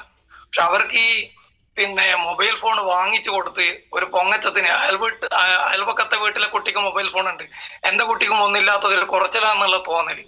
ഇനി ഇതങ്ങോട്ട് വാങ്ങിക്കൊടുത്തിട്ട് ഈ കുട്ടികളുടെ വീട്ടിൽ നിന്നുണ്ടാക്കുന്ന ശല്യം ഒഴിവാക്കിട്ടെ അവരതിൽ നോക്കി അങ്ങ് ഇരുന്നോളൂല്ലോ എന്നുള്ള വിചാരത്തില് ഞാൻ ഇന്നലെ ഒരു ഹോസ്പിറ്റലിൽ പോയപ്പോ ചന്ദ്രമാഷയും കൊണ്ട് പോയതാണ്. ഒരു 3 വയസ്സുള്ള കുട്ടീന്റെ കയ്യിൽ ഒരു ഫോൺ കൊടുത്തിട്ട് അമ്മ വേറെ എവിടെയോ നോക്കി നിൽക്കുവാണ്. അപ്പൊ ആ ശല്യം ഒഴിവാക്കി കിട്ടാൻ വേണ്ടിയിട്ട് ചെറുപ്രായത്തിൽ തന്നെ കുട്ടികൾക്ക് മൊബൈൽ ഫോൺ വാങ്ങിക്കൊടുത്തിട്ട് അവരെ വഷളാക്കുന്നത് ഈ രക്ഷിതാക്കളാണ്. അവർക്കാണ് യഥാർത്ഥത്തിൽ ക്ലാസ് കൊടുക്കേണ്ടത്. മാഷ ക്ലാസ് തുടക്കത്തിൽ തന്നെ പറഞ്ഞിട്ടുണ്ട്, കുട്ടികൾക്കും രക്ഷിതാക്കൾക്കും കൂടി വേണ്ടിയിട്ടുള്ളതാണ് എന്നുള്ളത്. അതൊരു ഓർമ്മപ്പെടുത്തൽ കൂടിയായിരുന്നു മാഷത് എന്ന് മനസ്സിലാക്കാൻ പറ്റുന്നുണ്ട്. യഥാർത്ഥത്തിൽ ക്ലാസ് കിട്ടേണ്ടത് രക്ഷിതാക്കൾക്കാണ്. അവരാണ് ഈ കുട്ടികളെ വഷളാക്കുന്നത്. ചെറിയൊരു തിരുത്തല് കൂടിയുണ്ട് പക്ഷേ അതിനകത്ത് ഈ പറഞ്ഞ രീതിയിലേ ഒരു 4 വർഷം മുന്നേ നിർബന്ധമായിട്ടും മക്കൾക്ക് മൊബൈൽ ഫോൺ മേടിച്ചു കൊടുക്കണമെന്നൊരു നിർദ്ദേശം ഉണ്ടായിരുന്നു. ഇപ്പൊ 10ാം ക്ലാസ്സും +2 ഒക്കെ പഠിക്കുന്ന കുട്ടികളെ സംബന്ധിച്ച് അവർ 5ാം ക്ലാസ്സിൽ പഠിച്ചിരുന്ന സമയത്ത് അവർക്ക് നിർബന്ധമായിട്ടും മൊബൈൽ ഫോൺ ഇല്ലായിരുന്നെങ്കിൽ പഠിക്കാൻ കഴിയാത്ത അവസ്ഥയായിരുന്നു. അന്ന് അധ്യാപകർ നിർബന്ധിച്ച് മൊബൈൽ ഫോൺ മേടിച്ചു. ഞാൻ എന്റെ കെയർ ഓഫിൽ തന്നെ ഒരു 10-15 പേർക്ക് പൈസ ഇല്ലാത്ത ആളുകൾക്ക് മൊബൈൽ ഫോൺ പിരിവിട്ട് വാങ്ങിച്ചു കൊടുത്തിട്ടുണ്ട്. അത് പൊങ്ങച്ചത്തിന്റെ ഭാഗമായിട്ട് മേടിച്ചു കൊടുത്തല്ല, കൊറോണ വന്ന സമയത്ത് നിർബന്ധിക്കപ്പെട്ട് ആ ഓൺലൈൻ ക്ലാസ്സുകളിലേക്ക് മാറിയ കുട്ടികളാണ്. പുതിയ കുട്ടികളുടെ കാര്യമല്ല ഞാൻ പറഞ്ഞത്. അഭിലാഷ് പറഞ്ഞതിലേക്കൊന്ന് ഞാൻ ഇന്റർപ്രറ്റ് ചെയ്യാം. പറഞ്ഞ കറക്റ്റാണ്. ആ സമയത്ത് കൊടുത്തിട്ട് അതൊന്നും മാറ്റാൻ പറ്റില്ല. പക്ഷെ ഒരു കാര്യം ഉറപ്പാണ്, ഞാൻ പ്രേക്ഷകർക്ക് വേണ്ടി പറയുന്നു, കുറച്ചാൾ ഏതൊക്കെ ട്രെയിനിങ് ഞാൻ പറഞ്ഞു കൊടുത്തിട്ടുണ്ട്. ഏറ്റവും കൂടുതൽ വിദ്യാഭ്യാസ രംഗത്ത് അഡ്വാൻസ് ചെയ്തിരിക്കുന്ന സ്കാൻഡിനേവിയൻ രാജ്യങ്ങളാണ്, എസ്പെഷ്യലി നോർവേ, സ്പെയിൻ, ബെൽജിയം അവർ വരുന്നത്. അതിന് നോർവേയിൽ അവരുടെ നേരിട്ട് ട്രെയിനിങ് എനിക്ക് 12 വർഷം മുമ്പ് artificial intelligence and machine learning in future education ഒരു വലിയൊരു ഇന്റർനാഷണൽ കോൺഫറൻസിൽ ഡൽഹി പങ്കെടുത്തിട്ടുണ്ട്. ആ സമയത്ത് അവർ പറഞ്ഞിരുന്നു ഈ ഡിജിറ്റൽ ലേണിംഗ് ഈസ് മസ്റ്റ്. പക്ഷെ അന്ന് ഞാൻ അതിലത്തെ ഒരു കോച്ചോട്, ഒരു വലിയൊരു ഇന്റർനാഷണൽ കോച്ചോട് ഞാൻ സംസാരിച്ചു, sir it is a dangerous thing what is happening in life later. പക്ഷെ കഴിഞ്ഞ 2-3 മാസമായിരുന്നു, അല്ലെങ്കിൽ ഒരു 5 മാസത്തിനുള്ളിൽ നോർവേ ഡിസിഷൻ എടുത്തു, we will be away from the digital learning. അവർ നിർത്തുകയും അവർ ബുക്സ് കുട്ടികൾക്ക് കൊടുക്കാൻ വേണ്ടിയിട്ടുള്ള എല്ലാം, ഈവൻ ഫിൻലാൻഡ് പോലും ഒരുപാട് മാറ്റങ്ങൾ വന്നു. എല്ലാ രാജ്യങ്ങളിലും പുസ്തകങ്ങളെ കൺവേർട്ട് ചെയ്യാൻ തുടങ്ങി. But India has to start. നമ്മളത് ചെയ്തേ പറ്റും. കാരണം ഇതിൽ ഒരു നിശ്ചിത സമയങ്ങളിൽ വായനയിലേക്ക് വരണം. അതിനാണ് ഞങ്ങളുടെ 5 മണിക്കുള്ള പ്രോഗ്രാം ഒക്കെ നമ്മൾ വളരെ സീരിയസ് ആയിട്ട് ചെയ്യുന്നത്. Thank you for questions. അവിടെ അർബിലേഷ്, ഡീന, ഷാജി ഒരു ഹാൻഡ് റൈസ് ഉണ്ട്, അതുകൊണ്ട് മാത്രമാണ് മാഡത്തിന് അൺമ്യൂട്ട് ചെയ്ത് സംസാരിക്കാം. Hello sir. യെസ് സാർ, എന്റെ പേര് അശ്വത് ആണ്. എന്താണ്? ദീന ഷാജിയുടെ മോനാണ് അശ്വത്. ഞാനിപ്പോ ഡിഗ്രി പഠിക്കാണ്, BCA computer application final year ആണ്. സാറിന്റെ ക്ലാസ് ഒന്നും നല്ലതായിരുന്നു. കുറച്ചും കൂടി പഠിക്കാനുള്ള ഒരു ഇത് തോന്നിയല്ലേ? ഓക്കെ. ഡ്രീം എന്താ? What's your dream? Dream basically ഒരു ഗ്രാഫിക് ഡിസൈനർ, അങ്ങനത്തെ ഒരു മേഖലയിലേക്കാണ് നോക്കുന്നത്. എന്താ തോന്നുന്നത്? പഠനത്തിനൊക്കെ കോൺസെൻട്രേഷൻ കിട്ടുന്നുണ്ടോ, അല്ല കമ്പ്യൂട്ടർ പഠനം എന്തെങ്കിലും ബുദ്ധിമുട്ടിലേക്ക് പോകുന്നുണ്ടോ? കുറച്ച് കുറവാണ്. ഇപ്പൊ നിങ്ങളുടെ ഈ ChatGPT അല്ലെങ്കിൽ ജെമിനി പോലെ നിങ്ങൾ വേറെ എന്തൊക്കെ സംഭവം പഠിക്കുന്നുണ്ട്? അത് ആ മേഖലയെല്ലാം പഠിക്കുന്നു? ഇല്ല, നമ്മള് AI അല്ലേ പഠിക്കുന്നത്. അല്ല, AI കൂടെ ശ്രദ്ധിക്കുകയാണെങ്കിൽ നിങ്ങൾ പ്രൊഫഷണൽ വളരെ ഗുണം ചെയ്യും. കാരണം കൂടുതൽ സാധ്യത തൊഴിൽ ഏറ്റവും ഇന്ന് പ്രതീക്ഷിക്കാവുന്ന ഗ്രാഫിക് ഡിസൈനിങ്ങിലെ തൊഴിൽ നഷ്ടപ്പെടുത്താൻ പോകുന്ന AI ആണ്. കാരണം സെക്കൻഡുകൾക്കുള്ളിൽ നിങ്ങൾക്ക് എല്ലാം ഡിസൈൻ ചെയ്തെടുക്കാൻ പറ്റും. പഴയ സിനിമകളുടെ എൻഡിങ് ഒക്കെ മാറ്റിയിട്ടുള്ള AI കോഴ്സ് ഇഷ്ടംപോലെ വരാൻ തുടങ്ങി. നിങ്ങൾ അഡ്വാൻസ് ആയിട്ട് കമ്പ്യൂട്ടർ ആയതുകൊണ്ട് ഞാൻ പറഞ്ഞത് you have to think like that, you have to go in that. Okay sir. Thank you sir. Thank you very much. Still 86 waiting. Okay. അപ്പൊ ഏതായാലും 9:39 ഏതായാലും വളരെ സന്തോഷം. അതെ, ഒരുപാട് സന്തോഷം. കാരണം ഏകദേശം 200 ആളുകൾ നമ്മുടെ പ്രോഗ്രാമിൽ നിന്ന് കേൾക്കാൻ വേണ്ടി വന്നു. അതിന് സഹായിച്ച, അവർക്ക് ലിങ്ക് അയച്ചു കൊടുത്ത എല്ലാവരുള്ള നന്ദി നമ്മൾ അറിയിക്കുകയാണ്. ഇതേപോലുള്ള പ്രോഗ്രാമുകൾ ഇനിയും ഉണ്ടാവും. നമുക്ക് മാഷയുടെ സമയം നോക്കിയിട്ട് എന്ത് ചെയ്യാം, ഒരു ദിവസം ഫിക്സ് ചെയ്യാം. ഒരു ദിവസം പേരന്റിങ്, അതേപോലെ വേറൊരു ദിവസം ഡിജിറ്റൽ ഡീറ്റോക്സ്. മാഷ് പറഞ്ഞ വാക്ക് ഞാൻ മാഷോട് റിക്വസ്റ്റ് ചെയ്തപ്പോ ഈ പ്ലാറ്റ്ഫോമിൽ തന്നെ തരുവാണ്. കാരണം ഇമ്പാക്ട് ഓഫ് സോഷ്യൽ മീഡിയ എന്നല്ല, ഇമ്പാക്ട് ഓഫ് മൊബൈൽ ഫോണോ അങ്ങനെയൊക്കെ നോക്കുന്ന സമയത്ത് പലർക്കും പേരൻസിന് അറിവില്ലായ്മ കൊണ്ട് അവരെ ചേഞ്ച് ചെയ്യാണ് അറിയാതെ. അതിനൊരു തിരിച്ചുവരവ് ഉണ്ടാക്കി കൊടുക്കാൻ നേരത്തെ പുരുഷോത്തമൻ സാർ പറഞ്ഞതുപോലെ പേരൻസിന് ഒരു തിരിച്ചറിവ് ഉണ്ടാക്കാൻ ഞാൻ അടങ്ങുന്ന, പുറത്തുള്ള ഒരാളെന്നല്ല, ഞാൻ അടങ്ങുന്ന പേരൻസിന് ഒരു തിരിച്ചറിവ് ഉണ്ടാക്കാൻ ഈ ഒരു സെഷൻ കൊണ്ട് കഴിയുന്നുണ്ടെങ്കിൽ അത് തന്നെയാണ് ഏറ്റവും മാത്രം. എല്ലാവർക്കും എല്ലാവിധ നന്ദിയും അറിയിച്ചുകൊണ്ട് നിങ്ങളുടെ വന്നു കഴിഞ്ഞാൽ കൂടുതൽ ഇന്ററാക്ട് ചെയ്യാൻ, അതുപോലെ തന്നെ മോർണിംഗ് സെഷൻസ് ഇതൊക്കെ പുതിയ ആൾക്കാരുണ്ട്. എല്ലാവരുടെയും മക്കൾ ഈ പ്രോഗ്രാം പങ്കെടുത്ത എല്ലാവർക്കും വലിയ വിജയാശംസകൾ നേർന്നുകൊണ്ട് തൽക്കാലം നിർത്തുന്നു. അടുത്ത പ്രോഗ്രാം വെച്ച് നമുക്ക് വീണ്ടും കാണാം. Good night.